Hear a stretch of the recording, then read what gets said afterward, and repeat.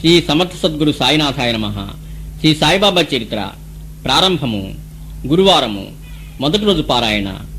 ఓ పరమగురు స్వరూప సాయినాథ, నీ పాదాల వద్ద నా శిరస్సు నుంచి ఇవే నా సాష్టాంగ నమస్కారములు సమర్పిస్తూ ఉన్నాను. ఓ సాయి, నేను పూర్తిగా నీపై ఆధారపడి ఉన్నాను. నిన్నే విశ్వసించి శరణు శరణు అంటూ నీ కృపాకటాక్షాల వీక్షణాల కోసం పడిగాపులు పడి ఉంటున్నాను. నా జీవనము జీవితము కేవలం నీ కరుణ వలన మాత్రమే నడవగలవు. నా పైన నిరంతరం నీ దయను ప్రసరింపజేయి. ఓ దయానిధి, నాలోని నీకు దూరం చేసే దుర్గుణాలను తొలగించి నీ దరికి చేర్చగల సుగుణాలను పెంపొందింపజేయి. ఈ సాయిబాబా చరిత్ర పారాయణ నిర్విఘ్నంగా పూర్తయ్యేలా అనుగ్రహించు. నీ బోధలు అర్థం చేసుకోగల సామర్థ్యం ప్రసాదించి నీ మీద భక్తి విశ్వాసాలు కుదిరేలాగా చేయి. ఓ సాయినాథ, నమస్కారములు నమస్కారములు. మహారాష్ట్రలోని అహ్మద్ నగర్ జిల్లా కోపర్గాన్ తాలూకాలోని చిన్న గ్రామం షిర్ది. ఆ గ్రామంలో వేప చెట్టు కింద 16 ఏళ్ల బాలుడుగా మొట్టమొదట కనిపించి తమ జీవితాంతం శ్రీ సాయిబాబా అక్కడే నివసించటం వల్ల ఆ గ్రామం పవిత్ర క్షేత్రమైంది. శ్రీ సాయిబాబా స్వగ్రామం ఏదో, వారి తల్లిదండ్రులెవరో, కులమేమిటో, మతమేమిటో ఆయన ఎప్పుడూ ఎవరికీ చెప్పలేదు.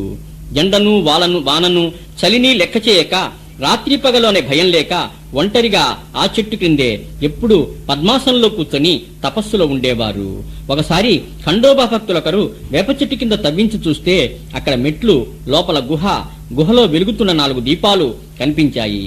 అది తన గురుస్థానమని భద్రంగా ఉంచమని చెప్పి ఆ బాలుడు సిరిది విడిచి ఎటో వెళ్లిపోయి 3 ఏళ్ల తర్వాత ఒక పెళ్లివారి బృందంతో కలిసి తిరిగి సిద్ధి వచ్చి జీవితాంతం సిద్ధిలోనే ఉండిపోయారు. దూపు గ్రామంలో చాంద్ పాటిల్ అనే ధనికునికి ఎంతో ఇష్టమైన గుర్రం తప్పించుకుపోయింది. దానికోసం వెతకి కనిపించక నిరాశతో తిరిగి వస్తుంటే త్రోవలో మామిడి చెట్టు కింద తలకు గుడ్డ, పొడుగాటి చొక్కా తొడుక్కుని ఉన్న ఒక వింత ఫకీర్ కనిపించారు. చాంద్ పటేల్ని పిలిచి పోయిన గుర్రం జాడను చెప్పారాయన. ఫకీర్ చెప్పిన చోట గుర్రం కనిపించింది. ఫకీరు చిలిమి సిద్ధం చేసి చేతిలో ఉన్న కర్రతో నేలపై కొట్టి నీరు నిప్పు భూమిలోంచి తెప్పించి చిలిం వెలిగించి పీల్చి పాటిల్కు కూడా ఇచ్చారు. ఆయన మహిమాన్వితుడని గుర్తించిన చాంద్ తనతో రమ్మని ఆహ్వానించి ఆయన దూపు గ్రామం తీసుకుపోయారు. తర్వాత కొద్ది కాలానికి చాంద్ పాటిల్ కుటుంబం అంతా సిరిది గ్రామంలో పెండ్లికి వెళ్తూ తమతో పాటు ఆ మహాత్మును కూడా సిరిదికి తీసుకువెళ్లారు. పెళ్లి బృందంతో పాటు బండిలోంచి దిగుతున్న బాల ఫకీర్ను ఖండోబా ఆలయ పూజారి మహల్సాపతి చూచి సిరిది విడిచి వెళ్లిన బాలుడు ఈయననేనని గుర్తించి అయ్యే సాయి అని ఆహ్వానించాడు. అప్పటి నుంచి అందరూ ఆయన్ను సాయి సాయి అని, సాయి బాబా అని పిలవసాగారు. సిరిది తిరిగి చేరిన సాయి గ్రామస్తుల కోరికపై పాడుబడిన చిన్న మట్టి మసీదులో ఉండేవారు. ఆయన వద్ద ఒంటిపై గల చొక్కా, తలగుడ్డ, ఒక రీకు డబ్బా, జోలే, చిన్న కర్ర, చిలుంగొట్టము తప్ప ఏమీ ఉండేవి కావు. సాయి ముస్లిం వలె దుస్తులు ధరించేవారు. అయితే హిందూ మతాచారాలన్నీ పాటించేవారు. వారి చెవులకు చిల్లులుండేవి. ఉండేది మసీదులో. ఆ మసీదుకి ఆయన ద్వారకామాయి అని పేరు పెట్టారు. అందులోనే ఆయన ధుని వెలిగించారు. ధుని అంటే నిరంతర అగ్నిహోత్రం. మసీదులో ఆయన తిరగలి విసిరేవారు. భక్తులు గంటలు వాయించేవారు, భజనలు చేసేవారు, ధునిలో ద్రవ్యాలు వేసి హోమం చేసేవారు. సదాచారపరులైన బ్రాహ్మణులు ఆయన పాదాలపైన పడేవారు. ఆయన తరచూ అల్లా మాలిక్ అని, నారాయణ అని అంటూ ఉండేవారు. శాస్త్రోక్తంగా శ్రీరామనవమి జరిపించేవారు. అదే రోజున ముస్లింలచే చందనోత్సవం చేయించేవారు. గోకులాష్టమే కాక ఈదుల్ ఫితర్ పండగ కూడా చేయించేవారు. అప్పుడప్పుడు ఆయన తాకియాకి వెళ్లి కాళ్లకు గజ్జెలు కట్టుకుని అందంగా నృత్యం చేస్తూ భక్తితో పాడేవారు. పగలంతా ఆయన చుట్టూ భక్తులు ఉండేవారు. రాత్రి ఆయన మసీదులో నిద్రించేవారు. శ్రీ సాయిబాబాను దర్శించి ఎందరో మేలు పొందేవారు. రోగాలు తగ్గేవి, కోరికలు నెరవేరేవి. ఆయన ఆశీస్సులతో గుడ్డివారికి దృష్టి వచ్చింది. కుంటివారు నడిచారు. భక్తులు మంచి ప్రవర్తన అలవర్చుకునేవారు. ఆయన ఎప్పుడూ మసీదులో ధుని ఎదురుగా కూర్చొని దైవాన్ని స్మరిస్తూ ఉండేవారు. నా భక్తుని ఇంట్లో అన్న వస్త్రాలకు లోటుండదు. నాయందే మనస్సు నిలిపి భక్తి శ్రద్ధలతో మనఃపూర్వకంగా నన్నే ఆరాధించు వారి యోగక్షేమములు నేను చూచెదను అని అభయమిచ్చారు సాయి. వారి మాటలు ఎంతో ప్రేమగా ఉండేవి. పేదవారిని, ధనవంతులను సమానంగానే ఆదరించేవారు. గౌరవించినా అవమానించినా చెలించేవారు కాదు. సిరిది విడిచి ఆయన ఎక్కడికి వెళ్ళకపోయినా ఈ విశాల విశ్వంలో ఎక్కడెక్కడ ఏమేమి జరుగుతున్నదో ఆయనకు తెలుస్తూనే ఉండేది. భక్తుల్లోని దుర్గుణాల ప్రభావం తగ్గించి నిర్మూలించి పరమార్థాన్ని పొందటం సులభతరం చేసేవారాయన. వారి కీర్తి దూర తీరాలకు కూడా వ్యాపించి ఎక్కడెక్కడి నుంచో భక్తులు వారి దర్శనానికి వచ్చేవారు. వారి దర్శనం మాత్రం చేతనే శాంతి ఆనందాలు అనుభవమయ్యేవి. సిరిడి గ్రామంలోని దుకాణాలలో నూనె అడిగి తెచ్చి మసీదు నిండా దీపాలు వెలిగించి అవి తెల్లవారులు వెలుగుతూ ఉండేటట్టుగా చూచేవారు సాయి. రోజు నూనె ఇవ్వటం ఇష్టం లేని వ్యాపారులు ఒకరోజు నూనె లేదంటే లేదని చెప్పారు. సాయి మౌనంగా తిరిగి వచ్చి ప్రమిదల్లో వత్తులు వేసి నూనెకి బదులుగా నీటిని పోసి వెలిగించారు. తెల్లవారులు దీపాలు కాంతివంతంగా వెలిగాయి. వ్యాపారులు బాబాను శరణు పొందారు. ఇవ్వటం ఇష్టం లేకపోతే ఇవ్వద్దు, కానీ నూనె ఉంచుకొని లేదని అబద్ధం చెప్పవద్దని, సత్యాన్ని అంటిపెట్టుకోమని సాయి బోధించారు. గౌలీబువా అనే వృద్ధ సాధువు పండరి భక్తుడు షిరిడీ వచ్చి సాయిని చూచి, మానవులందరి కోసం వెలిసిన కారుణ్యమూర్తి, ఈయన సాక్షాత్తు విఠల్ని అవతారమే అన్నారు. షిరిడీ వచ్చిన కొత్తలో సాయి మసీదు వెనుక గల ప్రదేశమంతా శుభ్రం చేసి అక్కడ పూల మొక్కలు నాటారు. వామంతాచ్య అనే కుమ్మరి ప్రతిరోజు 2 పచ్చి మట్టి కుండలు కాల్చనివి ఇచ్చేవాడు. సాయి బావిలోంచి నీరు తోడి ఎంతో దూరం నుంచి భుజాన పెట్టుకు మోసుకు వచ్చి మొక్కలకు నీరు పోసేవారు. సాయంత్రానికి పని పూర్తి అయ్యాక కుండలను వేప చెట్టు కింద బొర్లించగానే అవి 2 ముక్కలైపోయేవి. మరలా ఉదయమే తాచ్చా 2 పచ్చి కుండలు ఇచ్చేవాడు. త్వరలోనే అక్కడ చక్కటి పూల తోట వెలసింది. గంగగిరిన సాధువు షిరిడీ వచ్చి మొక్కలకు నీరు పోస్తున్న సాయిని చూచి, ఇప్పుడు ఈయన ఇలా సామాన్యుడిలాగా మొక్కలకు నీరు పోస్తున్నప్పటికీ ఈయన సామాన్య మానవుడు కాదు, షిరిడీకి ఎంతటి వజ్రం లభించింది అని ఆశ్చర్యంతో చెప్పారు. మహామహిమాన్వితుడు, దత్తావతారము, అక్కలకోట అనే గ్రామ నివాసి అయిన స్వామి సమర్థుల శిష్యులైన శ్రీ ఆనందనాథ్ మహారాజ్ అనే మహాత్ములు షిరిడీ వచ్చి సాయిని చూచి, ఈయన ఒక అమూల్యమైన రత్నం లాంటివారు, ఆ సంగతి ముందు ముందు మీకే తెలుస్తుంది అన్నారు. అక్కలకోట స్వామి భక్తుడైన భాయి కృష్ణజీ అక్కలకోట వెళ్లి స్వామివారి పాదుకలను పూజిద్దాం అనుకుంటుంటే ఆ స్వామి కల్లో కనిపించి, నేనిప్పుడు షిరిడీలో ఉన్నాను, నువ్వక్కడికి వెళ్లి పూజ చేయి అన్నారు. వారి ఆజ్ఞ ప్రకారం ఆయన షిరిడీ వచ్చి సాయిని పూజించి మిత్రుల సహకారంతో వేప చెట్టు కింద పాదుకలు ప్రతిష్ఠ చేయించారు. బాబా ఆ పాదుకలు తాకి ఆశీర్వదించారు. శ్రీ ఉపాసిని బాబా ఒక ప్రార్థనా శ్లోకం పాదుకల వద్ద చెక్కించారు. షిరిడీ వచ్చిన కొత్తలో శ్రీ సాయి గ్రామంలోని రోగులకు వైద్యం కూడా చేసేవారు. ఒక భక్తునికి కళ్ళజబ్బు వస్తే నిషిద్ధమైన నల్లజిడి గింజతో వైద్యం చేసి నయం చేశారు. ఆయన ఒక్కోసారి తమ భక్తుల బాధలు తాము అనుభవించేవారు. కబర్దే అని వారి కుమారునికి ప్లేగు వ్యాధి వస్తే సాయి ఆ వ్యాధి తమకు సంక్రమింపజేసుకుని అతన్ని మృత్యువు నుంచి కాపాడారు. అప్పుడు సాయి వంటి మీద ప్లేగు బొబ్బలు కూడా వచ్చాయి. ఎంతో దూరాన ఉన్నప్పటికీ తమను స్మరించిన భక్తులను కాపాడేవారు సాయి. ఒకరోజు సాయి మండుతున్న ధుల్లో చేయి పెట్టి మంటల్లోంచి దేన్నో బయటకు లాగుతున్నట్టుగా భంగిమ చేశారు. ఆయన చెయ్యి కాలింది. కారణమడిగిన భక్తులతో చేయి కాల్తే కాలింది, బిడ్డ దక్కింది అంతే చాలు అన్నారు. కొద్ది రోజుల తర్వాత ఒక కుమ్మరి వచ్చి సాయి అలా చేసిన రోజునే తన భార్య ఒడిలో బిడ్డనుంచుకొని కొలిమి వేస్తుంటే బిడ్డ నిప్పుల్లో పడబోతుండగా ఒక అదృశ్య హస్తం బయటకు లాగింది అని చెప్పారు. భాగూజీ అనే కుష్ఠరోగి ప్రతిరోజు కాలిన చేతిని నేతితో తోమి ఆకు వేసి కట్టుకట్టేవాడు. సాయి భక్తుడైన దాస్కను షిరిడీలో ఉంటున్నప్పుడు ఒకసారి ప్రయాగ వెళ్లి సంగమ స్నానం చేసి రావటానికి సాయి అనుమతి కోరితే సాయి అతనితో, నా పైన విశ్వాసం ఉంచు, మన ప్రయాగ ఇక్కడే ఉంది అన్నారు. దాసుగను నమస్కరించి లేచేసరికి సాయి 2 పాదాల్లోంచి గంగాయములు ధారగా వచ్చాయి.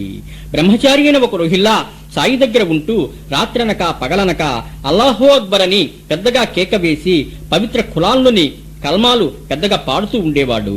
షిరిడీ గ్రామస్తులకు నిద్రాభంగమయ్యేది. చాలా రోజులు ఓర్చుకున్న తర్వాత వారందరూ అతని కేకలు ఆపించమని సాయిని కోరారు. అతనికి ఒక గయ్యాళి భార్య కలదని, అతన్ని వేధిస్తూ ఉంటుందని, ప్రార్థనలు చేస్తూ ఉండటం వల్ల ఆమె దూరంగా పోతోందని, అందువల్ల ఓర్పుతో ఉండమని, త్వరలోనే అతని బాధ నివారణ అవుతుందని సాయి చెప్పారు. గయ్యాళి భార్య అంటే దుర్బుద్ధి అని బాబా భావము. ప్రార్థనలంటే సాయికి అంత ప్రేమ. క్షీరసాగర్ అనే భక్తుడు తండ్రి నియమం తప్పక ప్రతిరోజు విఠల్ని పూజించేవాడు. అతను చనిపోయాక క్షీరసాగరు విఠల్ని పూజించటము, నైవేద్యం ఇవ్వటము మానివేశాడు. యాత్రలు చేయటము, శ్రాద్ధకర్మలు చేయటము మానుకున్నాడు. క్షీరసాగర్ తండ్రి తన మిత్రుడని, కొడుకు మాత్రం తనను విఠల్ని కూడా వస్తుంచాడని, అందుకని అతను చేసేది తప్పని చెప్పి మందలించి తిరిగి పూజలు అతనిచే ప్రారంభింపజేయటానికే అతన్ని ఇక్కడికి రప్పించాను అన్నారు సాయి. ఒకసారి సాయి దాస్కన్ అనే భక్తిని పిలిచి 7 రోజులు నిరంతర నామస్మరణ చేస్తే విఠలుడు దర్శనమిస్తాడని చెప్పారు. దాస్కన్ అలాగే చేసి దైవానుగ్రహాన్ని పొందాడు. సాయి భక్తులైన తన మిత్రులు పదే పదే చెప్పిన మీదట అన్నాసాహెబ్ దబోల్కర్ షిరిడీ వచ్చారు. శ్రీ సాయిబాబాను చూచిన తర్వాత బాబా పాదములు పట్టిన వెంటనే నా జీవితంలో గొప్ప మార్పు కలిగింది అన్నారాయన. ఒకరోజు ఉదయమే ఆయన సాయిబాబాను చూడటానికి మసీదుకు వచ్చారు. అప్పుడు శ్రీ సాయిబాబా ముఖం కడుక్కుంటూ ఉన్నారు. తర్వాత శ్రీ సాయి తిరగలి ముందు కూర్చొని గోధుమలు విసరటం ప్రారంభించారు. కాసేపయ్యాక నలుగురు స్త్రీలు వచ్చి సాయి లీలలు గానం చేస్తూ గోధుమలన్నీ విసరి సిద్ధి పిండినంతా తమ ఇళ్లకు ఎత్తుకుపోవటానికి ఉపక్రమించారు. అప్పుడు సాయి వారిని నివారించి ఆ పిండి తీసుకుపోయి సిరిది గ్రామ సరిహద్దుల వద్ద చల్లమని వారిని ఆదేశించారు. వారు అలాగే చేశారు. అప్పుడు సిరిది ప్రాంతమంతా కలరా వ్యాధి బాగా వ్యాపించి ఉంది. గోధుమ పిండిని చల్లిన తర్వాత సిరిదిలో కలరా వ్యాధి మటుమాయమైంది. ఇలాంటి లీలలు ఎన్నో చూచిన అన్నసాదబోల్కర్ కు సాయి లీలలు సేకరించి గ్రంథస్థం చేయాలనిపించి శ్యామానే భక్తులతో కలిసి వెళ్లి సాయి అనుమతి కోరాడు. శ్రీ సాయి అందుకు అంగీకరించి దబోల్కర్ నుదుట ఊది పెట్టి ఆశీర్వదిస్తూ, నీవు కారణమాత్రుడివే కాని నా జీవిత చరిత్ర నేనే వ్రాసి భక్తుల కోరికలు నెరవేరుస్తాను. నా కథలను బోధలను విన్న భక్తులకు భక్తి విశ్వాసాలు కుదురుతాయి. నాస్తికుల దుర్మార్గుల సహవాసం వీడి దృష్టినంతా నా వైపు తిప్పాలి. అణకవతో నమ్రత మెలగాలి. ఇలా చేస్తే వారి భోజన పాత్రలు ఎప్పటికీ ఖాళీ పడవన్నారు. అన్నసాబ్ దబోల్కర్ ను శ్రీ సాయి హేమాత్ పంతు అని పిలిచేవారు. గోపాలరావు గుండన భక్తునికి దామొన్న కేసర్ అనువానికి సాయి ఆశీస్సులతో సంతానం కలిగింది. అందుకు కృతజ్ఞతగా శ్రీరామనవమి నాడు జెండాల ఉత్సవం చేయాలని గోపాలరావు తలచాడు. దామోన్న కేసరు ఒక జెండాను సమర్పించాడు. నానాసాహెబ్ నిమోన్కరు మరో జెండా ఇచ్చాడు. జెండాలు ఊరేగిస్తూ తెచ్చి మసీదులో ఉంచేవారు. అలాగే అమీర్ షక్కర్ అనే ముస్లిము సాయంత్రం చందనోత్సవం జరిపించేవాడు. ఆ రోజు శ్రీరామ కథ చెప్పేవారు. ఊయల ఉత్సవము, కాలాహండి అనే వేడుక జరిగేవి. నామసప్తాహము, బీదలకు అన్న సంతర్పణ కూడా జరిగేవి. శ్రీ సమర్థ సద్గురు సాయినాథ్ మహారాజ్ కీ జై. శ్రీ సాయిబాబా, నీ పాదాల వద్ద నా శిరస్సు నుంచి శరణు వేడుతూ ఉన్నాను. నీ కృప వల్ల మొదటి రోజు గురువారం పారాయణ పూర్తి చేశాను. నన్ను అనుగ్రహించి ఆయురారోగ్య ఐశ్వర్యాలు, శాంతి ఆనందాలు, నీ యందు పరిపూర్ణమైన భక్తి విశ్వాసాలు ప్రసాదించండి బాబా. ఓం సమర్థ సద్గురు సాయినాథాయ నమః. శుక్రవారము, 2వ రోజు పారాయణ. ఓ పరమాత్మ సిరిది సాయిబాబా, నీ చరణ సన్నిధికి చేరిన నన్ను అనుగ్రహించు. సకల జగత్తును సృజించి ఈ శరీరంతోనూ, వాక్కుతోనూ, మనస్సుతోనూ మేము చేసే పనులను బట్టి మంచికి మంచి, చెడుకు చెడ్డ ఫలితాలు వచ్చేటట్టుగా మానవ కర్మసూత్రాన్ని ఏర్పరిచిన నీవెంతటి ధర్మమూటివి. అదీకాక ఇతర జీవుల పట్ల అసూయ ద్వేషము పెంచుకొని ఇతరులకు కష్టం నష్టం కలించే చెడు పనులను చేసి దాని ఫలితంగా కాలాంతరంలో దరిద్రము, అనారోగ్యము, అపకీర్తి, తీరని మనోవేదన లాంటి ఎన్నో సమస్యల్లో చిక్కుకొని పైకి చెప్పుకోలేక, దాచుకోలేక, ఇక వేరు దిక్కులేక నీవే దిక్కని నీ పాదాలను ఆశ్రయించిన మాకు నన్ను శరణన్న వారి కష్టాలు తీరుస్తానని, సుఖశాంతులు ప్రసాదిస్తానని ఎందరికో అభయమిచ్చావు. వారి కష్టాలు తీర్చావు. ఎన్నడూ నేను ఎట్టి కష్టాల పాల అవ్వకూడదని, నిరంతరం శాంతి ఆనందాలతో జీవించాలని నీ దరికి వచ్చాను. నా వేదన తీర్చు బాబా. నాకు నీ అభయహస్తంలో ఆశ్రయమివ్వు బాబా. సిరిది ప్రజలు ఎన్నో పనులు చేసుకుంటూ కూడా శ్రీ సాయి లీలలు గానం చేసుకుంటూ ఉండేవారు. ఆయన్ను దైవంగా గుర్తించి సేవించిన వారు ధన్యులు. ముహుంతంబూలితో సాయిబాబా ఒకసారి కుస్తీ పట్టి ఓడిపోయి నిబంధన ప్రకారంగా సిరిది పొలిమేరల కవతల చిట్టడుగులో ఉన్నారు. వైజామామి వెతుక్కుంటూ వెళ్లి సాయికి అన్నం పెట్టేది. సాయి ఆమె కొడుకు తాచ్యాను జీవితాంతం కాపాడారు. తంబూలి సిరిది విడిచి వెళ్లాక సాయి మరలా ద్వారకామాయికి వచ్చి ఉన్నారు. అప్పటి నుంచి రోజు గ్రామంలో భిక్ష తెచ్చుకొని అందరికీ పంచి ఏ కొంచెమో తాను తినేవారు. నేను బానిసలకు బానిసను అని భక్తులతో అనేవారు. ఒకసారి నానావల్లి అనే భక్తుడు ఆసనం మీద నుంచి సాయిని లెమ్మని గద్దించి లేపి ఆ మహనీయుని స్థానంలో తాను కూర్చున్నాడు. సాయిబాబా మౌనంగా తాను లేచి అతన్ని కూర్చొనిచ్చారు కాని దించలేదు. ఎవరి నుంచి ఏమీ ఆశించకుండానే ఆయన అందరి పట్ల దయ కలిగి ఉండేవారు. ఒక కుక్క సరిగ్గా భోజన సమయానికి వస్తే శ్రీమత్ తార్కాడు దానికి రొట్టెలు పెట్టింది. సాయి ఆమెతో, అమ్మా, ఇవాళ కడుపు నిండా నాకు రొట్టెలు పెట్టావు. నాకెంతో సంతోషం కలిగింది. ఈ ద్వారకామాయిలో కూర్చొని నేను ఎన్నడూ అబద్ధం చెప్పను. ఆకలిగొన్న వారికి అన్నం పెట్టి తర్వాత నువ్వు తిను. నీకు సద్గతి కలుగుతుంది. ఎవరైతే సర్వజీవుల్లో నన్నే చూస్తారో వారే నా ప్రియమైన భక్తులు అన్నారు. గోవింద బలరాం మాన్కరు సిరిది వెళ్తుంటే శ్రీమత్ తార్కాడు సాయికి ఇవ్వమని 2 పాలకోవా బిళ్లలు ఇచ్చింది. 2 రోజులు గడిచినా అవి తనకు ఇవ్వకపోతే సాయి, శ్రీమత్ తార్కాడు నాకు పాలకోవ పంపలేదా అని అతన్ని అడిగి తీసుకున్నారు. శ్రీ సాయిబా ద్వారకామాయిలో నిద్రించేవారు. డెంగళి అనే భక్తుడిచ్చిన చిన్న చెక్కను ద్వారకామాయి కప్పుకు గుడ్డ పీలికలతో వేలాడదీసి ప్రమిదలు పెట్టి కింద కూర్చుని ఉన్న బాబా ఉన్నట్టుండి బల్ల మీద పడుకుని కనిపించేవారు. దిగటం కూడా అలాగే జరిగేది. ఈ మహిమ చూడటానికి జనం విపరీతంగా వస్తూ ఉంటే ఆ చెక్కను విరిచి ధునిలో వేశారు సాయి. సాయి తమ భక్తులపైన సంపూర్ణ ప్రేమ కలిగి ఉండేవారు. భక్తుల పూర్వాపరాలు, భూత భవిష్యత్ వర్తమానాలు ఆయనకు క్షుణ్ణంగా తెలిసేవి. శ్రీ సాయి సన్నిధిలో వారం రోజులు ఉండిపోదామని వచ్చిన కాకా మహాజనిని వెంటనే తిరిగి వెళ్లిపోమ్మన్నారు సాయి. తీరా వెళ్తే అత్యవసరమైన పని ఉండి అతని ఆఫీసు మేనేజరు అతని రాకకై ఎదురు చూస్తూ ఉన్నాడు. ధూమలనే పెడరు ఒక కేసు వాదించడానికి షిరిడీ వెళ్తూ సాయికి నమస్కరించుకుని వెంటనే వెళ్దామని షిరిడీ వస్తే సాయి అతన్ని వారం రోజుల దాకా అక్కడి నుంచి కదలనివ్వలేదు. తర్వాత వెళ్తే కేసు సరిగ్గా వారం రోజులకు వాయిదా పడి ఉంది. సాయి వద్దన్నప్పటికీ తాత్య కోపర్గాన్లో సంతకి వెళ్తుంటే తోవలో టాంగా గుర్రం కాలు బెణికి కూలబడింది. ఒక విదేశీయుడు దర్శనానికి వస్తే సాయి అతన్ని ద్వారకామాయి ముందు ఖాళీ జాగాలో కింద కూర్చోమన్నారు. అది అవమానంగా తలిచి సాయి ఒకరోజు ఆగిపోమ్మన్నా వెనక సిరిది విచ్చి బయలుదేరాడు. త్రోవలో టాంగా ప్రమాదం జరిగి గాయాలై ఆసుపత్రిలో చేరాడు. ఒకరోజు సాయి, నేను ఇవాళ కాషాయ వస్త్రాలు ధరిస్తాను అన్నారు. నాసిక్ బ్రాహ్మణుడు మూలే శాస్త్రి ద్వారకామాయికి వచ్చి సాయిపై పూలు వేయగానే ఆయనకు అక్కడ కాషాయాంబరధారి అయిన అతని గురువు ఘోలస్వామి దర్శనమిచ్చారు. నమస్కరించి లేచేసరికి సాయిబాబా ఆశీర్వదిస్తూ కనిపించారు. అలాగే శ్రీరామ భక్తుడైన ఒక డాక్టరు ద్వారకామాయికి రాగానే అక్కడ బాబా స్థానంలో శ్రీరామచంద్రమూర్తి దర్శనమిచ్చారు. నమస్కరించి లేచేసరికి సాయిబాబాయే అక్కడ కూర్చుని ఉన్నారు. అన్ని జాతుల వారు, మతాల వారు చేతులు కలిపి ఐక్యతను సమకూర్చండి. భగవంతుడు మేము రక్షిస్తాడు. మోక్షం సాధించలేని జీవితం వ్యర్థం. ఎవరైనా మీకు కీడు చేస్తే తిరిగి జవాబివ్వకండి. చేతనైతే ఇతరులకు మేలేమైనా చేయండి అని చెప్పేవారు సాయి. వేసవి సెలవులకు సిరిది వచ్చిన శ్రీమద్ తార్కాడ్తో ఒకరోజు సాయి, అమ్మా ఏమైనా తిందామని బాంద్రాలో మీ ఇంటికి వెళ్ళాను. అయితే అక్కడ తినటానికి నా కోసం బావు ఏమీ ఉంచలేదు అన్నారు. కారణం, ఇంటి వద్ద సాయిబాబా చిత్రపటానికి రోజు చేసే పూజలో ఆ రోజు శ్రీ తార్కాడు నైవేద్యం ఇవ్వటం మర్చిపోయాడు. శ్రీ సాయి ఆయన పటము వేరు కాదని, చిత్రపటానికి చేసే పూజలు తను స్వయంగా స్వీకరిస్తున్నానని ఆయన సూచించారు. సాయి ఎవరిని తన నుదుట చందనం పెట్టనిచ్చేవారు కాదు. అయితే ఒకరోజు డాక్టర్ పండిట్టు సాయి నుదుట చందనంతో త్రిపుండ్రాలు దిద్దితే ఆయన ఏమీ అనలేదు. పండిట్టు నన్ను తమ గురువైన రఘునాథ మహారాజుగా భావించి చందనమద్దాడు. అతని గురువును సేవించినట్టు నన్ను సేవించుకోనిచ్చాను అన్నారు సాయి. అందుకే సాయిని సకల సాధుస్వరూపుడుగా, సకల దేవతాస్వరూపుడుగా, సకల జడ జీవస్వరూపుడుగా భక్తులు విశ్వసిస్తారు. సాయి భగవంతుని స్మరిస్తూ ధునిలోని విభూతి పెట్టి రోగాలు తగ్గించేవారు. ఆయన ఒక్క మాటతో రోగాలు తగ్గిన సందర్భాలు ఉన్నాయి. శ్రీ సాయి నిషిద్ధ ఆహారం రోగుల చేత తినిపించినప్పటికీ అవే దివ్యౌషధాలుగా పనిచేయటమే ఆశ్చర్యము. భీమాజీ పటేల్ కు క్షయవ్యాధి బాగా ముదిరి తరచూ రక్తం కక్కేవాడు. సాయి మనసు కరిగి, నీవు ఆతృత పడవద్దు, నీ కష్టాలన్నీ గట్టెక్కాయి. ఈ ద్వారకామాయిలో అడుగుపెట్టిన వారి కష్టాలన్నీ నిష్క్రమించి సంతోషం కలుగుతుంది. ఇక్కడి ఫకీరు ఎంతో దయామయుడు అని అతనితో అన్నారు సాయి. ఆ రోజు రాత్రి కల్లోనే విపరీతమైన బాధ అనుభవించాడు. ఆ తర్వాత ఆరోగ్యం చేకూరింది. అప్పుడే భీమాజీ శ్రీ సాయిబాబా వ్రతం ప్రారంభించాడు.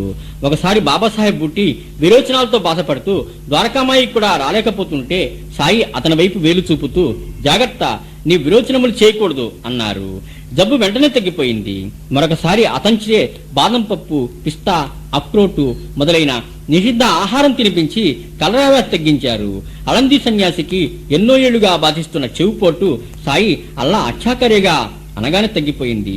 సాయి ఊది పెట్టి ఆశీర్వదిస్తే దత్తోపంతుకు 14 ఏళ్ల నుంచి ఉన్న కడుపు నొప్పి తగ్గిపోయింది. శ్యామ అనే భక్తుడు మూలవ్యాధితో బాధపడుతూ ఉంటే సోనాముఖి కషాయం తాగించారు సాయి. వెంటనే వ్యాధి నివారణ అయింది. మరొకసారి అదే వ్యాధి వచ్చినప్పుడు సాయికి చెప్పకుండా అదే కషాయం తాగితే వ్యాధి ముదిరింది. మరలా సాయి ఆశీస్సులతో నివారణ అయింది. గంగాధర పండితుడు ఎన్నో ఏళ్లుగా కడుపు నొప్పితో బాధపడుతూ ఉంటే సాయి అతని పొట్ట ముట్టుకొని, భగవంతుడి నీ వ్యాధి తగ్గిస్తాడు అన్నారు. త్వరలో వ్యాధి నివారణ అయింది. మక్కాయాత్ర చేశాననే గర్వంతో సాయి దర్శనానికి వచ్చిన హాజీ సిద్దిక్ ఫల్కేను సాయి మసీదు మెట్లని ఎక్కనివ్వక 9 మాసాల అనంతరం గర్వా అహంకారాలు నిర్మూలనమయ్యాక ఆశీర్వదించి అనుగ్రహించారు. దాస్కణ్ అనే భక్తుడు ఖరీదైన కోటు, జరీ కండువా, తలపాగాతో బాగా ముస్తాబై హరికథ చెప్పడానికి తయారైతే సాయి అవన్నీ తీయించి హరికథకు మూల పురుషుడైన శ్రీ నారద మహర్షి వలె నిరాడంబరంగా దుస్తులు ధరించి కథ చెప్పమన్నారు. ఆడంబరాలకు సాయికి ఎంతో దూరం. ఈ సాయి తమ భక్తులకు మంత్రోపదేశం ఎప్పుడు చేయలేదు, యోగాభ్యాసాలు చేయించలేదు. సొంత అభిప్రాయాలను పక్కన పెట్టి సాయి అను నామాన్ని మాత్రం స్మరించమని చెప్పారు. శ్రీ సాయి ప్రకృతిపై పూర్తి ఆధిపత్యం కలిగి ఉండేవారు. ఒకసారి సిరిదిలో ఉన్నట్టుండి తుఫాను ముంచుకు వచ్చి క్షణాల్లో నేలంతా జలమయమైంది. సాయి ఆకాశం కేసి చూసి, ఆగు ఆగు, నీ కోపం తగ్గించు, నెమ్మదించు అన్నారు. కొద్దిసేపట్లో తుఫాన్ తగ్గిపోయి ఆకాశం నిర్మలంగా అయిపోయింది. మరొకసారి మధ్యాహ్నం పూట ధునిలో మంటలు ప్రజ్వరిల్లి మసీదు అంటుకునేటట్టుగా ఉంటే సాయి తగ్గు తగ్గు, శాంతించు అనగానే మంటలు తగ్గిపోయాయి. మొక్కుకొని తీర్చడం మర్చిపోయినప్పుడు భక్తుల్లోని మలినాలు తొలగించడానికి, దానగుణం అలవరచడానికి బాబా దక్షిణ తీసుకునేవారు. సూర్యాస్తమయం అయ్యేసరికి అంతా పేదలకు పంచేవారు. దక్షిణ అంటే కేవలం డబ్బు మాత్రమే కాదని, తనకు కావాల్సింది శ్రద్ధ, ఓరిమితో కూడిన విశ్వాసం అనే 2 కాసులేనని సాయి చెప్పారు. ప్రొఫెసర్ నార్కేను సాయి 15 రూపాయలు అడిగితే అతడు లేవన్నాడు. నీ వద్ద డబ్బు లేదని నాకు తెలుసు, నీవు చదివే యోగ వాసిష్టం నుంచి దక్షిణివ్వు, అందులోని సారాంశం ఆచరణలో పెట్టు అన్నారు. శ్రీమద్ తార్కాణ్ను 6 రూపాయలు ఇమ్మన్నారు సాయి. ఆమె వద్ద డబ్బు లేదు. అరిషడ్వర్గాలనే 6 శత్రువులను సాయి సమర్పించమంటున్నారని ఆ భర్త చెప్పాడు. అతను చెప్పింది నిజమేనన్నారు సాయి. తాను అడిగినప్పుడు ఎవరైనా ఇవ్వకపోయినా కోపగించేవారు కాదు. ఖరీదైన బహుమతులు తెస్తే తిట్టేవారు. గణపతిరావు బోడసును సాయి పదే పదే దక్షిణ అడుగుతుంటే అతను డబ్బు సంచి అంతా సాయి ముందు కుమ్మరించాడు. అప్పటి నుంచి జీవితమంతా అతడు డబ్బుకు ఎట్టి ఇబ్బంది పడలేదు. రతన్జీ అనే ధనికుడు మౌరీ సాహెబ్ అనే సాధువును 3 రూపాయల 14 అణాలు వెచ్చించి సత్కరించాడు. తర్వాత సిరిది వెళ్ళినప్పుడు మొదట 5 రూపాయలు దక్షిణ అడిగి మరలా 3 రూపాయల 14 అణాలు ఇదివరకే ముట్టాయని రూపాయి 2 అణాలు మాత్రమే తీసుకున్నారు. పుత్ర సంతానం లేదనే వ్యధతో ఉన్న రతన్జీ పుత్ర సంతానం కొరకు సాయిని ఆశ్రయించాడు. రతన్జీకి సాయి ఆశీస్సులతో కొడుకు పుట్టాడు. తనకు స్థిరమైన ఉద్యోగం వస్తే సిరిది వెళ్లి కలకండ పంచుతానని సాయికి మొక్కుకుంటే చోల్కర్కు మంచి ఉద్యోగం వచ్చింది. టీలో చక్కెర మానివేసి డబ్బు ఆదా చేసి దానితో సిరిది వచ్చి మొక్కు తీర్చాడు చోల్కరు. అప్పుడు ఇతనికి చక్కెర ఎక్కువ వేసిన టీ ఇవ్వండి అని భక్తులతో అన్నారు సాయి. సాయి ఆప్యాయత, ప్రేమలకు చోల్కర్కు ఆనంద పుష్పాలు వచ్చాయి. నా ముందు భక్తి ప్రపత్తులతో మీ చేతులు చాస్తే రాత్రింబగళ్ళు మీ చెంతనే ఉంటాను అని అభయమిచ్చారు సాయి. శ్రీ సమర్థ సద్గురు సాయినాథ్ మహారాజ్ కి జై. శ్రీ సాయిబాబా, నీ పాదాల వద్ద నా శిరస్సు నుంచి శరణు వేడుతున్నాను. నీ కృప వల్ల శుక్రవారము 2వ రోజు పారాయణ పూర్తి చేశాను. నన్ను అనుగ్రహించి ఆయురారోగ్య ఐశ్వర్యాలు, నీ యందు పరిపూర్ణమైన భక్తి విశ్వాసాలు, శాంతి ఆనందాలు ప్రసాదించండి బాబా. శనివారము 3వ రోజు పారాయణ. ఓ పరమాత్మ సాయి, ఈ భూమిపై ఏ జీవికి లేని సామర్థ్యాలను మానవుడికి ప్రసాదించావు. నీవు ఏర్పరిచిన కర్మసూత్రాన్ని అర్థం చేసుకుని చెడ్డ కర్మలను విడిచి మంచి కర్మల్నే ఆచరించేలాగా తనను తాను తీర్చిదిద్దుకోగల వివేకాన్ని ఇచ్చావు. తద్వారా జీవితమంతా సుఖము సంతోషము లభించేలాగా, మరణించాక మరలా ఉత్తమ జన్మలు పొందేలాగా, చివరకు దుఃఖరహిత స్థితిని పొందేలాగా అవకాశాన్ని ఇచ్చావు. అయితే మేము గత జన్మల్లోనూ ఇటీవల వరకు కూడా ఈ కర్మసూత్రం గురించి తెలియక పంచేంద్రియాల ద్వారా అనుభవమయ్యే సుఖాన్ని పొందటమే ముఖ్యమనుకొని వాటి కోసం అరులు చాస్తూ అవి పొందటము స్వశక్తితోనే సాధ్యమని స్వార్థపరుడినై అందుకోసం పరులను కష్ట నష్టాలకు గురి చేయటానికి కూడా వెనుకాడక ప్రవర్తించి వాటి ఫలితంగా ఇప్పుడు కష్టాల్లో చిక్కుకుపోయాము. ఇప్పుడు వేరు దారి లేక నీ చరణ సన్నిధికి వచ్చాము. నిజమైన పశ్చాత్తాపంతో తపిస్తూ ఇహ మీదట బుద్ధిని మంచి వైపుకు మరల్చుకుంటామని ఆక్రోశిస్తున్న మమ్మల్ని క్షమించి ఆశీర్వదించు. మేము తెలిసి తెలియక మనోవాక్కాయములతో ఏమైనా అపరాధాలు చేసినప్పటికీ దైవస్వరూపుడైన సద్గురువును శరణు వేడితే సద్గురువు ఆశీస్సులతో సద్గురు స్మరణతో చేసిన పాపాలు క్షాళనమైపోయేటట్టుగా పుణ్యరాశి అయిన సద్గురు స్మరణలో పుణ్యకర్మలు ప్రాప్తించి తద్వారా సుఖశాంతులు పొందేలాగా దివ్య కర్మసూత్రాన్ని ఏర్పాటు చేసిన నీకు అనేక నమస్కారములు. నేను నీ దరికి చేరాను సాయి ప్రభు. మానవుడిని, దీనుడిని, బలహీనుడిని, పశ్చాత్తాపడుతున్నాను. గతించిన కాలం వృధా చేసుకున్నానే అని బాధపడుతూ ఉన్నాను. నన్ను క్షమించు, అనుగ్రహించు బాబా. నా పాపకర్మ దగ్ధం చెయ్యి. నాకు సుఖశాంతులు ప్రసాదించు బాబా. పరమాత్మ సాయిబాబా శరణు శరణు. బాలాసాహెబ్ మినికేర్ అను సాయి భక్తుడు చితిరి వెళ్తూ శ్రీ సాయి దర్శనానికి వస్తే సాయి అతనితో, నీకు ఆ పొడుగాటి బాబా తెలుసా? ఆ పాము మృత్యు వంటిది, కాని ఈ ద్వారకామాయి బిడ్డలను అదేమీ చేయగలదు. ఈ మసీద్ తల్లి అపార దయామయ్యి అన్నారు. శ్యామ అనే భక్తునితో కలిసి అతను చితలి అనే ఊరు వెళ్తే ఆ రోజు రాత్రి అతని ఉత్తరీయంలో ఒక పెద్ద పాము దూరి బుసలు కొట్టింది. శ్రీ సాయి దయ వలన ఏ ప్రమాదము వాటిల్లలేదు. భగవంతుని ఆజ్ఞ లేక తేళ్లు పాముల వంటివే కాక మరెవరూ ఇతరులకు హాని చేయలేరు. అందువల్ల అనవసరపు కలహాల్లోనూ జీవులను చంపి హింసించటంలోనూ పాల్గొనకూడదు. దైవమే అందరికీ రక్షకుడు అనేవారు సాయి. పడగాంలో నివసించే మహాత్ముడు అప్ప విచారసాగరం అనే పుస్తకాన్ని ఠాగూర్కి ఇచ్చి అది చదివితే అతని కోరికలు తీరుతాయని, తర్వాత ఉత్తర దేశంలో ఒక మహాత్ముడు లభించి తగిన మార్గం చూపుతారని చెప్పారు. కొంతకాలం తర్వాత అతను శ్రీ సాయిని దర్శించినప్పుడు ఇక్కడి మార్గం అప్పా చెప్పినంత తేలిక కాదు, ఊరికే చదవటం వల్ల ప్రయోజనం లేదు, చదివినవి ఆచరించాలి అన్నారు సాయి.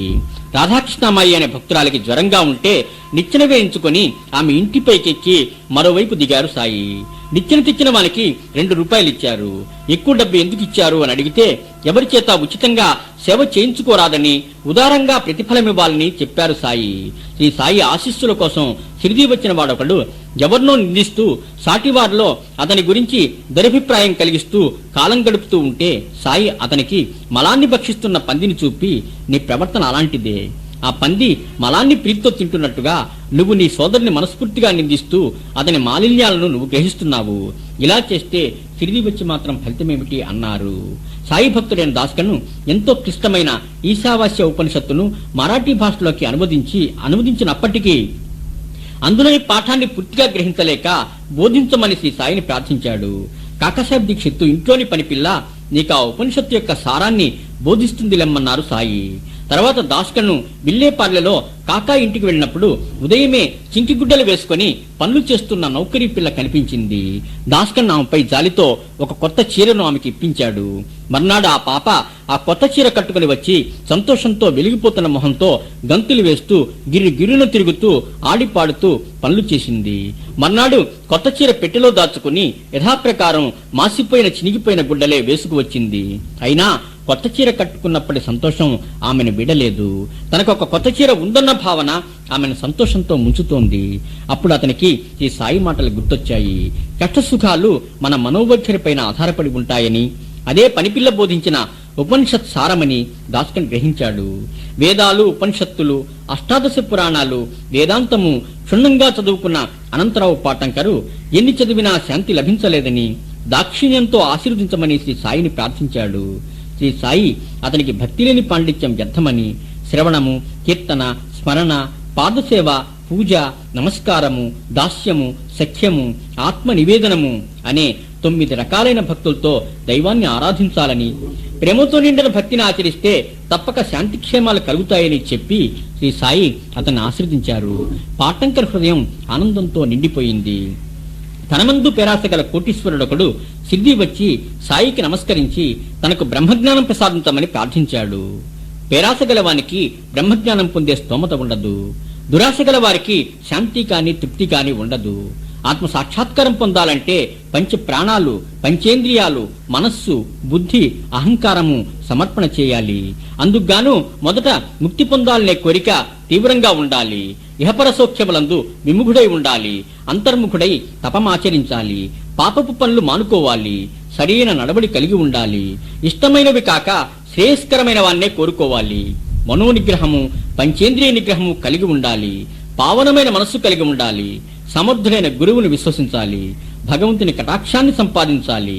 ఇవి ఆచరణలోకి తెచ్చుకుంటే బ్రహ్మజ్ఞానాన్ని పొందటానికి యోగ్యత కలుగుతుంది. నా ఖజానా నిండుగా ఉంది. ఎవరికి ఏది కావాలన్నా వారికి అది ఇవ్వగలను. అందుకు తగిన యోగ్యత సంపాదించండి అని సాయి బోధించారు.